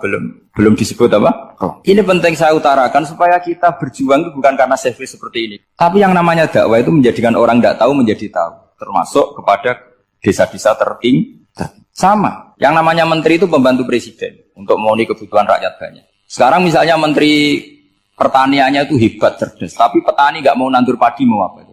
Coba yang membantu ketahanan pangan itu para petani mau nanam padi apa karena menteri pertanian? Karena petani mau nanam. Ya sudah GR saja, kita pembantu presiden semua. Karena ikut menyumbangkan ketahanan pangan. Tapi kamu kan nggak digaji, kita keren, ngamal tambah harap gaji. Ini penting supaya Anda itu nggak hati kecil gitu. Ikut menyumbang negara tanpa ingin dapat gaji. Keren nggak? Nah, itu nubuah. Apa? Nubuah. Orang Ansor itu seperti itu. Sehingga ketika Rasulullah wafat dan ada kompetisi kepemimpinan, itu orang Ansor gak ikut. Sudah kita makmum saja, silahkan dibagi di. Saking baiknya orang ini. Nah, makanya saya ulang lagi ya. Kecerdasan nubuah ini yang enggak difahami orang Khawarij. Orang Khawarij cara berpikir yang kerja banyak harus dapat banyak. Sementara kecerdasan nubuah enggak. Yang biasa memberi terus memberi saja. Ini saya baca supaya dapat berkahnya ulama-ulama dulu. Karena ini dikarang oleh ulama yang dipakai rujukan seluruh dunia. Begini, qala Ibnu Taimiyah ma'rifatu sababin nuzuli yu'inu ala fahmil ayat. Jadi mengenali asbabun nuzul itu membantu memahami secara benar ayat itu. Karena tadi kalau ayat itu dipotong itu maknanya bisa kacau kayak tadi famastam ta'tum bihi minhunna fa'atuhunna ujurahun. Kalau diterjemah itu kan mendukung kawin mut'ah. Kalau terjemahnya saja perempuan siapa saja yang pernah kamu nikmati yang penting kamu bayar, itu kan aliran sesat dan menyesatkan. Itu konteks asbabun nuzul tidak seperti itu. Perempuan yang sudah menjadi istri kamu, seolah lagi perempuan yang sudah menjadi istri kamu, jika sudah kamu hubungan intim, maka maharnya harus dibayar penuh. Tapi kalau belum hubungan intim, maharnya hanya wajib separuh. Fanis fuma farotum illa ayafuna au yafu alladhi biyadihi uqdatun nikah. Tapi tadi kalau di Indonesia gimana Gus? Itu yang repotnya. Maharnya itu tadi mau kena atasan dan apa? Bawahan. Wah kacau kalau di Indonesia. Sehingga kita bingung kalau dalam logika Arab kan gitu. Bayangannya kalau cerai, kata Allah fala ta'khudhu min syai'at. Harta yang sudah kamu berikan ke istri jangan diambil lagi. Sampai dilarang ngambil tuh karena jumlahnya banyak sehingga kepikiran ngambil. Kalau di Jawa nggak usah dilarang sudah tidak akan ngambil karena rukuhnya sudah lulus. Itu susahnya baca Quran di Jawa. Karena dari awal maharnya terlalu apa? Kecil.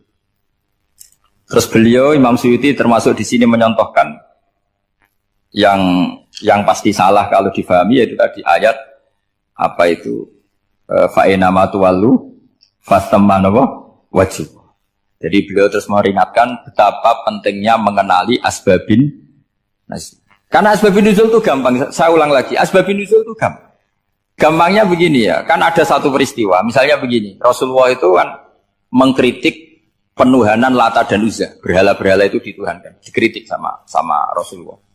Kemudian mereka begini, karena mereka biasa personifikasi Tuhan. Muhammad, kalau Tuhan itu tidak Lata Uzza dan itu terbuat dari batu, lalu Tuhan Anda itu dari apa?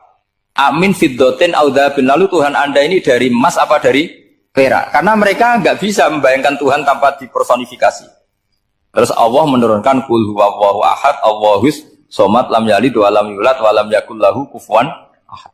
Karena otaknya mereka sudah begitu, yang namanya Tuhan itu harus dipersonifikasi. Cerita yang paling unik gini Pak On, ada bos Islam, ada bosnya TKI yang baik. Mereka mengizinkan pekerjanya sholat. Bareng sholat tuh diingeti ke atas ke bawah, kok nggak ada arcanya. Sehingga setelah sholat dibilang, apa saya berikan berhala sekalipun? Karena nggak kebayang ada orang sholat kok tanpa berhala, tanpa Tuhan. Yang kamu sembah itu mana? Kok nggak ada? Apa tak belikan? Jadi unik.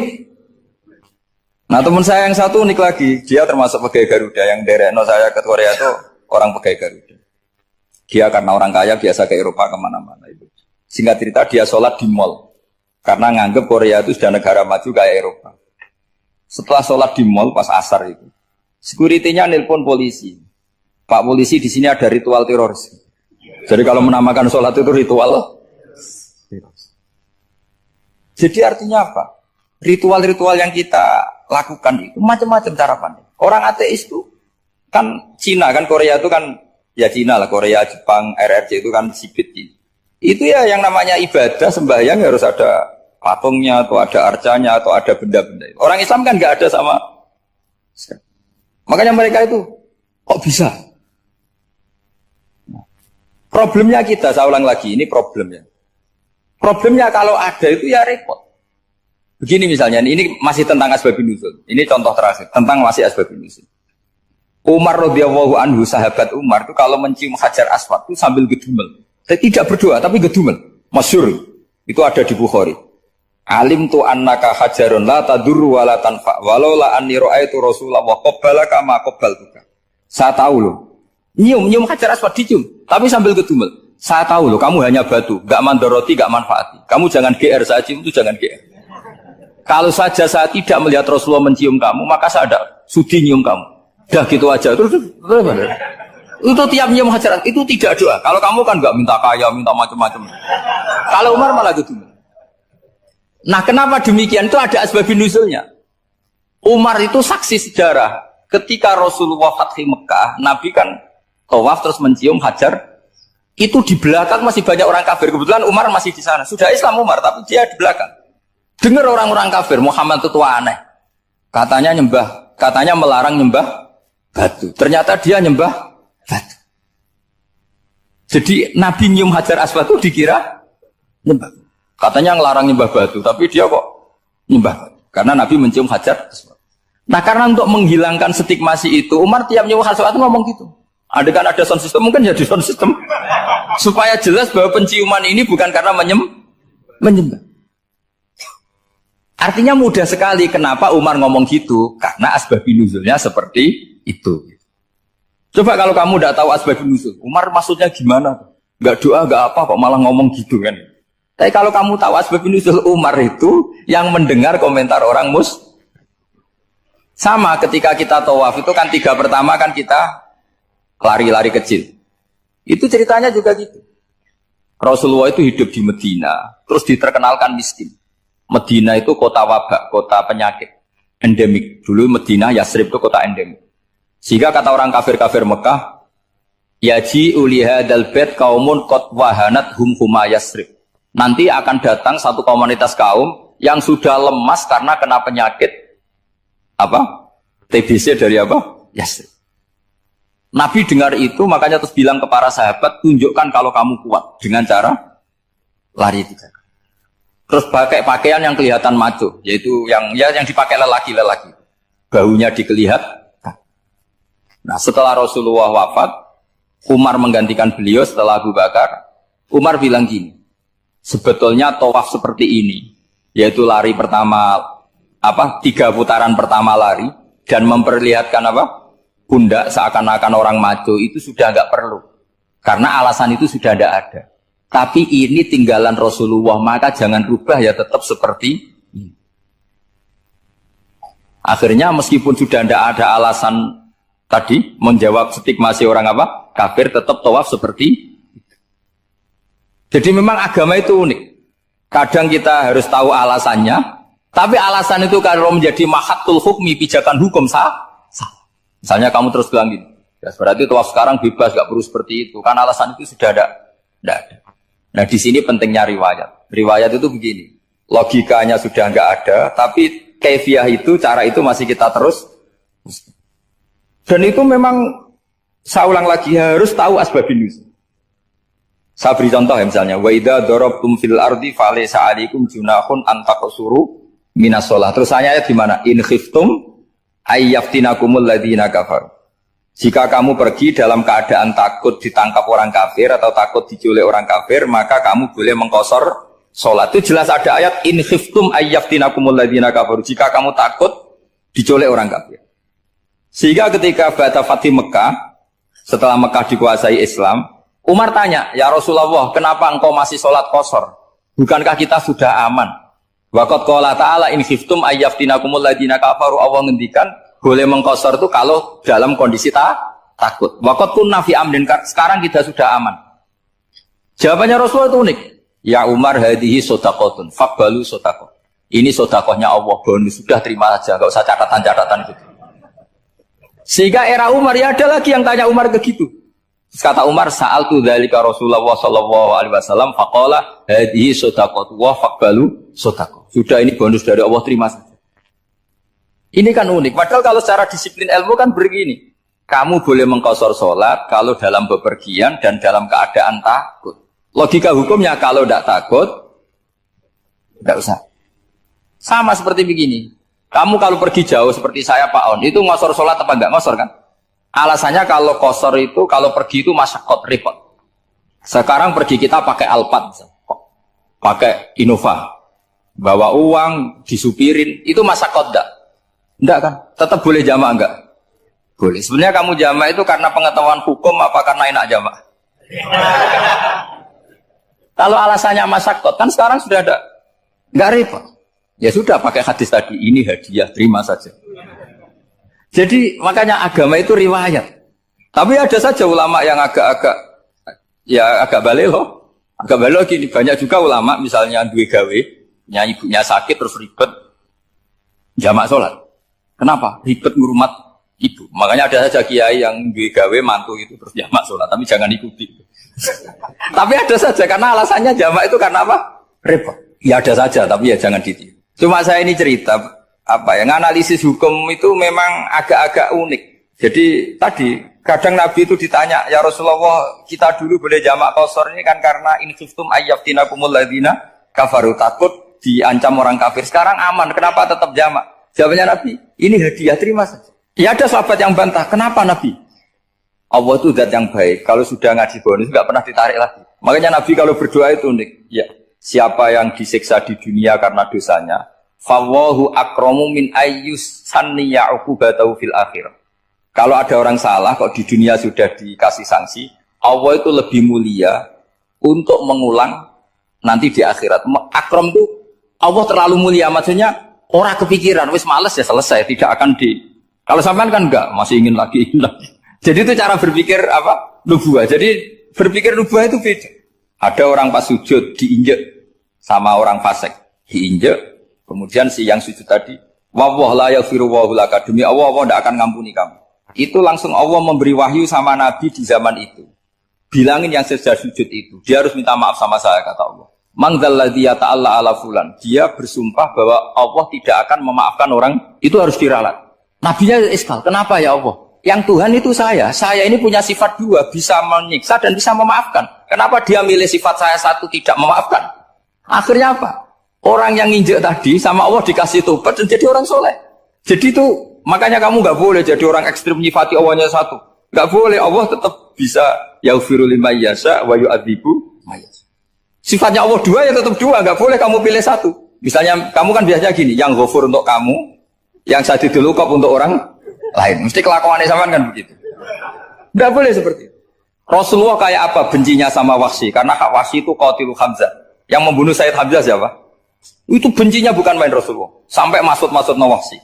Tapi sama Allah malah diturunkan ayat laisa laka minal amri syai'un aw yatuba alaihim aw yu'adzib. Muhammad, meskipun kamu kekasih saya itu tidak wilayah kamu, maafkan atau enggak, terserah saya, kata Allah. Ternyata betul, malah Wahsy dikasih tobat. Nah sekarang enggak, orang itu nyifati Allah sama orang lain sadidul iqab, kalau sama dirinya enggak boleh seperti itu. Allah ya sifatnya tetap. Jadi boleh kamu misalnya berdoa, ya Allah mbak yang cantik itu semoga dapat jadi istri saya. Mbaknya juga boleh berdoa, ya Allah naudzubillah min dzalik. Jadi ini adu kekuatan, nanti terserah, nanti Allah pihak yang mana? Kayaknya pihak yang perempuan. Karena kasihan kan kalau cantik dapat orang apa? Jelek. Saya tuh andaikan boleh fatwa fikih, yang saya haramkan tuh orang jelek dapat orang jelek. Karena kasihan anak-anaknya, tahu-tahu jelek banget. Jadi kan kasihan itu. Jadi dalam Islam itu seperti itu. Jadi apapun benci kita sama musuh kita, Allah bisa saja memperlakukan musuh kita secara baik. Karena Allah itu yaghfir. Tetapi kita harus sifati Allah yaghfiru liman yasha wa yu'adzibu. Jangan karena kita benci seseorang seakan-akan Allah sama dia pasti menyek. Itu yang dicontohkan Allah kepada Rasulnya, itu beliau tidak cocok sama Wahsy, malah Wahsy dikasih petunjuk. Makanya terus ada ayat apa? Laisa laka minal amri syai'un aw yatuba alaihim aw yu'adzib. Muhammad, tidak wilayah kamu, saya menentukan mengadab atau mengam. Makanya rata-rata kiai ulama itu halim. Orang halim itu rileks. Layinal janib, tidak gampang menvonis orang lain. Biar Allah tetap dengan sifatnya yaf'alu ma yasha, bahwa Allah bisa melakukan apa saja. Soal kamu benci sama seorang, benci saja atas nama kamu. Jangan nyatut-nyatut Allah. Misalnya kamu cinta seseorang, wah ini yang calon presiden ini harus jadi presiden. Ternyata Allah menghendaki jadi menteri, mau apa? Ya Allah yaf'alu ma yasha, mau apa coba? Yang kiai atau Pak On, DPAI, pantasnya kan Menteri Agama itu Pak On. Tapi kalau Pak yang takdir gitu mau apa? Ya sudah, Allah ya falu. Santai. Itu rileksnya ahlul ilmi, ya sudah santai saja. Ini negaranya Allah, ini kerajaan Allah, ini buminya Allah, ya Allah biarin ya falu. Mas, jadi Tuhan Allah kamu yang repot. Kira-kira jadi Tuhan itu Allah kamu yang repot. Ya Allah biar tetap ya falu. Mayasa Allah boleh yaghfir liman yasha wa ya'tibu mayasa. Alhamdulillah utawi sakabehane puji kulillahi kagungane Allah ala silatihi ing atase peparing Allah. Jadi sing pertama maca silah napa? Ala silatihi ing atase peparing Allah. Mulane darani silaturahim penyambung rahim. Manan nyambung rahim iku nek iso yo ngekeki. Ora mau titip salam tok. Wong iso ya. Suma salam wahi mongko nuli te salame Allah lan iki ma'a sholatihi. Ya, jadi yang pertama silah pemberian atau peparing, yang kedua apa? Salat. Ala nabi yang ngatasi nabi ja kang rawuh sapa nabi bitauhid lawan beto tauhid. Waqat arolan teman-teman dadi udo. Aro uryanan udo apa dinu agama udo anit tauhid saking tauhid. Jadi maksudnya ketika nabi rawuh semua yang mengatasnamakan sebagai agama niku pun terlepas saking napa tauhid. Jenapa waqat arad dinu anit tauhid, dadi kepada Nabi Muhammad yang datang membenahi tauhid yang sesungguhnya saat itu agama-agama yang lain meskipun mengatasnamakan agama tapi sudah telanjang atau terkosongkan dari apa? Jadi resikone tauhid iku luwih apik timbang nuruti rasa. Mana kula bolak-balik fatwa, bolak-balik matur. Agama ora iso dikawal mek khusyuk. Khusyuk itu kadang-kadang malah ngrusak agama.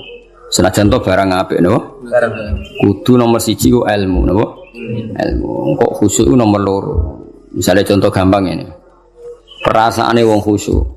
Mulane kula seneng sampean ra khusyuk. Senajan to yo ngerti ra krana ilmu, pokoke seneng. Mesti watak no. Watak ya turunan macam-macam. Agama nak digawa wong khusyuk, iku mesti perasaane ngene. Nak apik iku minallah, nak elek iku minasyaiton. Ya tak baleni nak apik iku minallah, nak elek iku minasyaiton. Karena gak siap, saya ulang lagi ya, gak siap menisbatkan elek pada Allah. Tapi teori wong khusyuk ngene iki ku lali, berarti hunaka di sana agamane Allah itu di alam raya ini ana sultanah, ana kekuasaan di luar Allah iku ora mikir. Mulane perdebatan Imam Sanusi mewakili ahli sunnah mbek Mu'tazilah ngono. Dari Imam Sanusi kita yakin kan masyhur kan iman rukun ke-6 apa khairihi wa syarrihi. Iku hebatnya Islam. Islam iku agama sing paling ngidolakno Allah, paling mentauhidkan Allah, paling mentakbirkan Allah, paling memuji Allah. Tapi wa semono rukun iman iku khairihi wa syarrihi min Allah. Kowe gelem ra gelem raimu elek ya kersane Allah. Kowe goblok ra apal-apal ya kersane Allah. Mane kiai iku ra iso tegas wong kersane Allah. Mane kiai koyo aku beja-bejane wong mergo kiai ini ahli apa? Tauhid. Ora wong goblok ya tenang. Ora santri ra jelas ya tenang. Dalil apa khairihi? Itu nak pondok unggulan apa? Oh ribet ana santri goblok ribet. Kurang ngaji kok. Kakean manajemen apa? Ben aku iman tenan ya khairihi. Nah ketika Mu'tazilah mengatakan bagaimana mungkin Allah menghendaki syar. Inna Allah ta'ala naha anisari kaifa aroda. Mu'tazilah masuk akal. Bagaimana mungkin Allah melarang keburukan kemudian dia menghendaki. Apa? Kaifa aroda syarra wa huwa nahahu. Bagaimana dia menghendaki keburukan sementara Allah melarang itu. Orang Mu'tazilah agak masuk akal.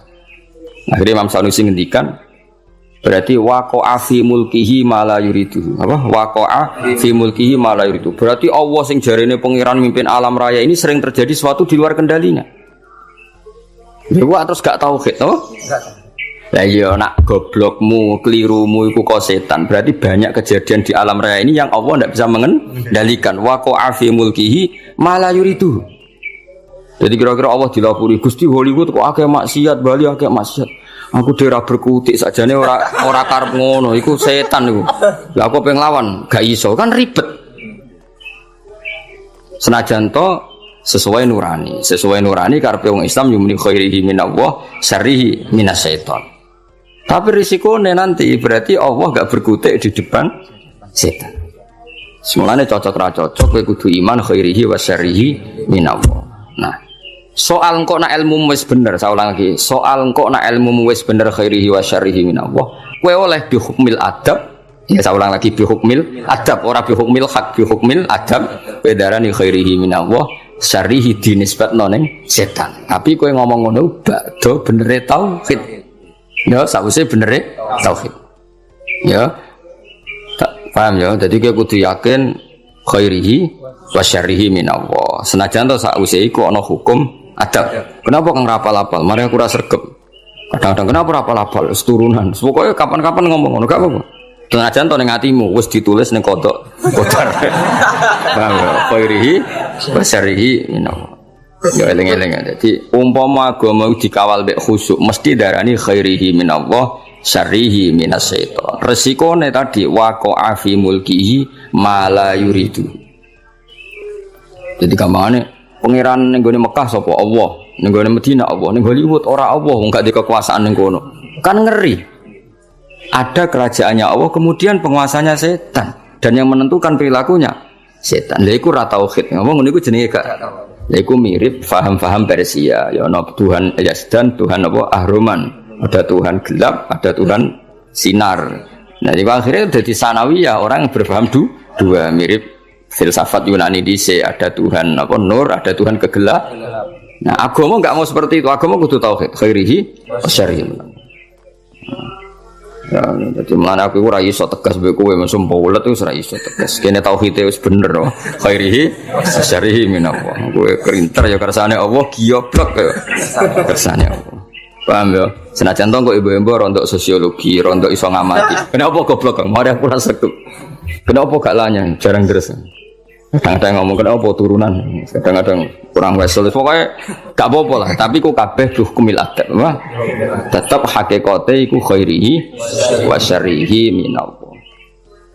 Paham ya? Jadi wong iku ora oleh ngawal Islam mbek khusyuk. Agama iki tau ana prahara mergo paham-paham khusyuk. Ane khusyuk itu sause ilmu. Kaya apa rusaya agama iki tau dipimpin khawarit angger wong salah kafir wong salah. Akeh kiai khusyuk ora iso ngaji itu mesti rusak. Santri wajib ngalail wajib tiru akad kuwabe guyu banter keliru rokokan keliru angop keliru kuwabe keliru. Iya. Itu nak cara ilmu masalah. Senajan to cara adab bener nglatih santri dalek itu bener cara adab. Cara ilmu salah. Ijabu malam yajib kriminal, wajibno barang ra wajib ning kena ngaji sulam taufik. Termasuk dosa gede. Ijabu malam yajib, wajibno barang sing ora wajib. Lho aku nuruti kepengin nang sampean salat qobliyah badiah. Barang ra tak wajibno terus blas. Wah celaka tenan guys. Celaka tenan iki. Tapi tak wajib aku mesti disemprit sampai Habib Abdullah bin Husain bin Thohir sing aran Sulam Taufik termasuk kriminal lho ning bab ilmu. Ijabu malam yajib barang sing ora wajib. Anu rata-rata pondok fikih wis jarang salat qobliyah badiah. Kang qobliyah sik. Bahaya Kang iku ijabu malam yajib barang. Yo repot. Maksudnya tetap ra wajib, tapi nek iso lakoni terus. Tapi kesuwen berilmu. Ajane aku ngerti kira salat qobliyah ora krana ilmu. Cuma ana dukungane mau mergo apa? Ora oleh ijabu ma lam yajib. Lha iki ora usah nentang dalail ya apik. Tapi sekali muni wajib kudu mbok lawan, no? Lawan. Jadi itu resikone Islam dikawal khusyuk. Ya apa Islam iku tau tragedi ana khawarit, napa? Kanjeng Nabi ku qiyamul lail lamun 4 dina, bariku mboten. Mumpama Nabi kok qiyamul lail traweh terus mesti dikira traweh iku wajib. Nabi ku direwangi gak traweh. Demi ngetokno nak mboten wajib. Tapi ya mau Nabi gak traweh tetep qiyamul lail. Nek kowe ora traweh tenan iku. Jadi Nabi gak traweh iku tetep qiyamul lail. Kowe terus delok TV rokokan lho ribet. Ya tak balen nek sunane kula suwun iki ngaji Jawarut Tauhid kitab sing mulai Al-Azhar, mulai Sayyid Muhammad, mulai Mbah Mun termasuk Mbah Fadl kata sing ngitmai kitab Jawarut. Jadi wow resikone napa? Memang ilmu itu kadang enggak nyaman ya tadi kadang kita yo dukung Mu'tazilah. Piye Mu'tazilah kadang yo ono bener. Mane jare Sayyidina Abdussalam aku iku ahli sunnah tapi Mu'tazilah kadang yo setuju. Piye-piye ndekne berpendapat ngono iku li husni adabihim billah. Mereka tuh kepengen sopan ambek pangeran. Sehingga darane khairihi minallah, syarrihi minasyaiton. Tapi tetap kita ora anut Mu'tazilah. Engko resikone ana sanawiyah, ada dualitas. Ya ada dua kebaikan yaitu dipimpin Allah, ana otoritas keburukan dipimpin setan. Nah berarti kan Allah gak kuwasa ngendhalekno syar, utawa ngendhalekno setan. Jadi kamane bareng ning donya akeh maksiat terus pangeran cocokan mbek setan. Menang kowe kosal kasil. Ribet. Donya maksiat beto ata kae iki. Akeh maksiat. Lah nek misale iku kehendak setan berarti kok pola kalah pangeran. Mergo keburukan. Jajal misalnya ini pondok sing lana sampai sing ora kan. Jajal jawab. Jawab. Akeh sing ndi? Akeh sing ora lana. Berarti terus pangeran cocokan mbek setan. Akeh balaku toh ora lana. Ribet. Tapi nak artinya apa? Ada dualitas, ada rivalitas. Ya ku ora oleh cara tauhid ngono iku. Lan Kanjeng Nabi ngendika ya pokoke khairihi wa syarrihi niku aneh Islam. Jadi Islam iku nglarang syar. Ya, Islam itu ngelarang syar, ngelarang keburukan, tapi nak cara iman kon muni khairihi wa syarrihi minallah. Mulane agama iku ono aneh. Lah dhewe bangun agama yo ono aneh. Lah ora aneh piye? Kondarani syariku manhiyun, sesuatu yang dilarang. Tapi kondarani syariku minallah. Mbok lho kaya apa ya bingung. Mulane akeh santri terus ngowah-ngowah rokokan gayane kok mikir tauhid mergo piye. Ndelok kali mek bingung piye yo khairihi wa syarrihi minallah. Asyarru mamnuun, asyarru manhiyun. Tapi kok darani ira datu aku piye yo? Ya ora piye biasa wae ora mbok pikir-pikir. Manjen kersane pangeran. Kowe raimu elek aja. Karmu tak karepe pangeran. Ya kersane pangeran. Kowe ya ora kepen duwe rai. Ngerti-ngerti lahir wis. Yo, lan cara Sayyidina Ali ngono. Kowe nek ora percaya kabeh kersane pangeran, kowe lahir karepmu apa karepe pangeran? Ya karepe pangeran. Kowe tau kepen lahir nggih mboten. Lah iya kabeh. Kowe tau kepen goblok. Mboten kan? Tau kepen melarat.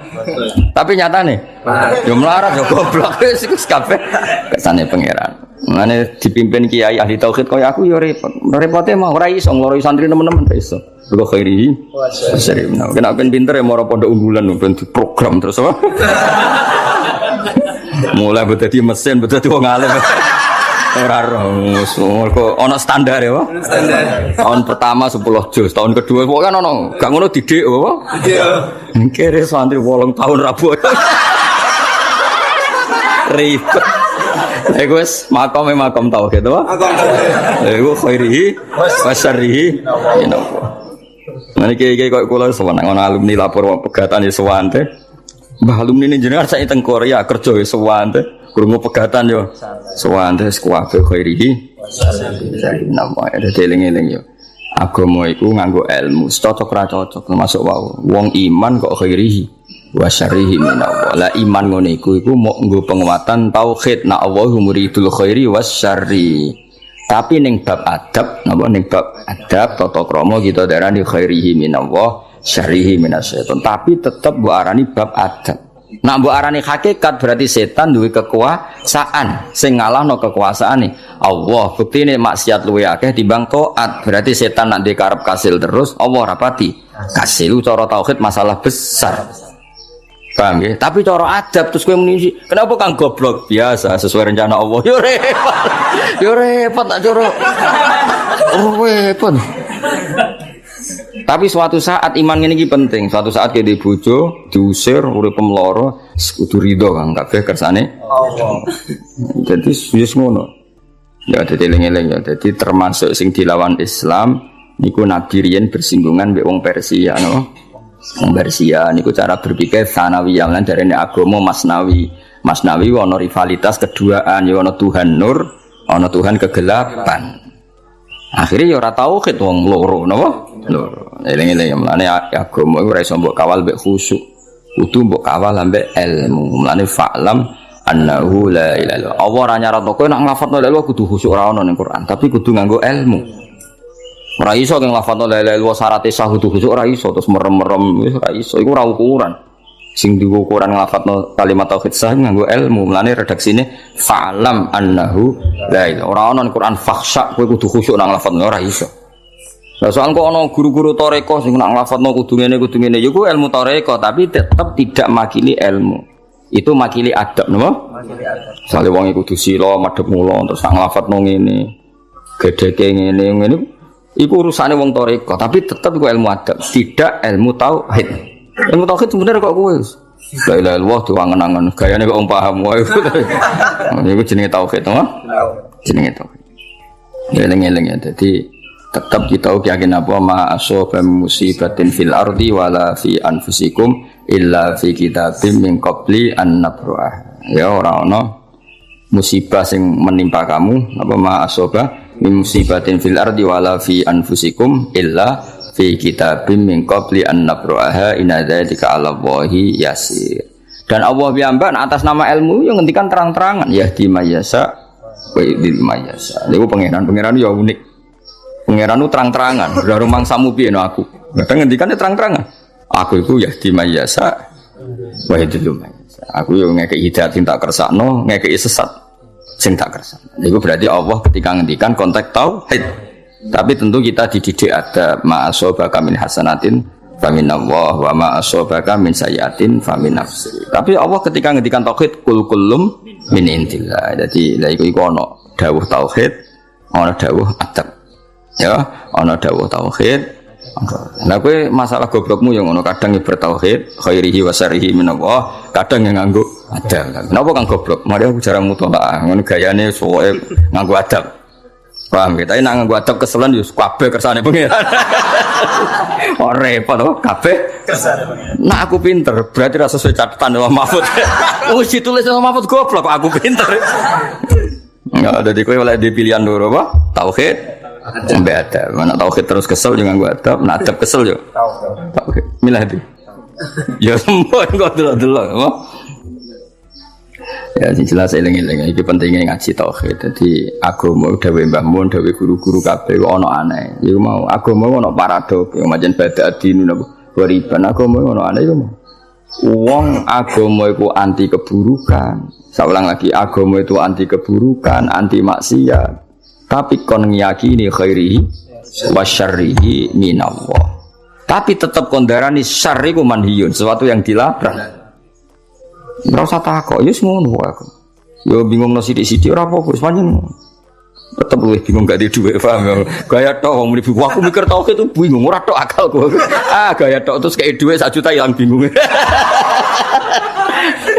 Ngomong sing muni bingung mikir tauhid ya, terus kayak dhuwit 1 juta, ilang bingungnya tetep bingung. Hilang. Kecuali nak ngene bareng kayak dhuwit 1 juta, saku kayak dhuwit lah gak nikmat angger jawaban tauhid urung apa? Terjawab wis bak dhuwit iku. Nak ngono ya hebat. Ana sing ngono. Tak angkat dadi wali saiki ana. Ayo tak angkat dadi wali saiki. Wis tak peksa, wis ra ditampa lah peksa nak pancen itu. Bocah-bocah aku bingung mikir tauhid. Jarene ngene. Terus kayak dhuwit 200.000 wis ra usah akeh 1 juta. Bingunge ilang to. Ilang to. Ilang. Wah, suruh tuh ngopi rokokan silang bingung. Bareng takok itu wis urusane pangeran santai. Bareng duwe entek, bingunge kumat. Gayane masalah tahu, asline ya ora. Nah sak kula mun ngoten, kula di dhuwit katalan ampun mikir tauhid nggih nangis tenan. Kula nganti saiki dhuwit kula nggih kathah. Nek mikir pangeran nangis tenan. Kowe gak iso yakin ris. Maksudnya angger bingung ya plus kere mah ngono. Wis ra dadi wali, ra bakal dadi wali. Ya ala nabiyyin ja'a bit tauhidi wa qad arad dinu anit tauhidi. Terus niki kula kepengin khatam tapi mboten kula sedanten sarai kula waca mengki sing penting-penting mawon. Iki tulisane Nadoman nggih ada yang beberapa harus dibenahi kados wau fak napa wa wajibun taqlidu habrin minhum. Itu mriki tulisane khairin mestinya itu habrin mergo yang dimaksud itu orang pinter napa? Tapi teng mriki ditulis apa? Khairin, sebenarnya itu apa? Habrin, apa? Jadi kalau mau coba tidak semuanya pakai syarat. Fa'arsada mongko nunjukna sapa nabi al-khalqa ing makhluk lidinil hakim maring agama sing bener bisa fi iklan pedange nabi terus saiki kekuatan militer wa haji lil hakim lan oleh nunjukna nabi bil hakim maring kebenaran. Di nabi kadang membela tauhid kalau harus pakai pedang ya terpaksa pakai pedang. Kayak ketika tauhid pembawa tauhid mau dimusnahkan kayak di perang Badar mau tidak mau nabi bela nggih apa? Pedang kan gak mungkin misalnya Abu Jahal go pedang terus saya tak ulang ngaji saya ojo tukaran saya kan ora mungkin. Ngomong ngono gak kepengin debat kepengin bacok-bacokan kok kowe gak sik to tak sosialisasi sik. Jangan pakai kekerasan dulu kamu tak sosialisasi tauhid ya ora iso nak musuh yang go pedang ya kene kudu nganggo pedangnya di antara nabi bela tauhid kadang mau ndak mau harus perangi jenenge apa bisa fihi napa tapi kalau kondisi normal ya ngangge hujjah kul falillahil hujjatul baligh tadi bisa fihi wa jihi bil haqqi Muhammadin kanjeng nabi rupane Muhammad al-aqib kang nutup lirus li rabbi karing semua rusule pangerane kanjeng nabi dari kanjeng nabi ku bergelar al-aqib orang terakhir yang sebagai nabi wa alihi lan keluarga nabi wa sahbilan sahabat nabi wa hisbi lan balane kanjeng nabi Ya oke, catatannya ini pertama silah napa? Alhamdulillahi ala silatihi tsumma salamu wa hima sholati. Gitu semua langsung nang mana mungkin nak sing wonten sing perlu tak waca sare kula. Wa ba'du lan sause amma ba'du sause sholawat salam. Fal ilmu mongko te ngerteni bi asli dini kelawan pokok-pokok agama. Iku muhattamun iku sesuatu sing dimestekno, sing diwajibno. Tapi yahta juga butuh apa ilmu litabini maring penjelasan. Jadi ilmu butuh penjelasan kayak tadi. Kalau kita mengatakan khairihi wa syarrihi minallah, sebetulnya secara etika kita ini tidak nyaman. Masa syar kok minallah? Tapi nak kue muni syar minas syaiton, berarti waqa'a fi mulkihi ma la yuridu. Eling-eling dawuh Imam Sanusi apa waqa'a fi mulkihi ma la yuridu. Berarti di alam raya ini banyak kejadian di luar yang dikehendaki Allah. Misalnya ketemu pangeran Gusti kula kok goblok, aku ora roh. Sakjane rencana aku kowe tak gawe pinter tapi aku gak berkutik kan yo lucu pangeran kok kalah seperti itu kan. Mulane cocok ra cocok kowe kudu muni khairi wa syarri minallah. Itu cara takzim kita bahwa lahu maqalidus samawati wal ardi, semua dalam kendali Allah. Meskipun cara hukum adab ini gak nyaman. Napa? Gak nyaman. Tapi secara ilmu harus seperti itu. Paham ya? Secara ilmu harus seperti itu khairihi wa syarri minallah. Ora iso misale ke pesek metu pangeran Gusti kula kok pesek. Lah sing gawe sapa no, Cung? Aku ora melok-melok lucu pangeran kok. Ya ora iso, tutu pangeran tetep ngene kan. Yo aku sing arep gawe pesek, ki apa opo? Cok dilapuri Gusti kula kok pesek kriting, mbok aku ora melok. Ya berarti ada al-fa'il asani, ada penguasa kedua. Itu enggak boleh secara tauhid Allah harus wahdahu la syarikalah. Ya cocok ra cocok. Mane bolak-balik kula matur, agama iki ora iso dikawal mbek khusyuk. Wis ra iso, kudu mbek ilmu. Mana kiai ngalim bingung, tapi santri kok kowe. Ape tegas ora khusyuk alamate ngalim. Ape di husnudon ya wis ra khusyuk ora ngalim. Lah iku min maso ibidini wa dunya wal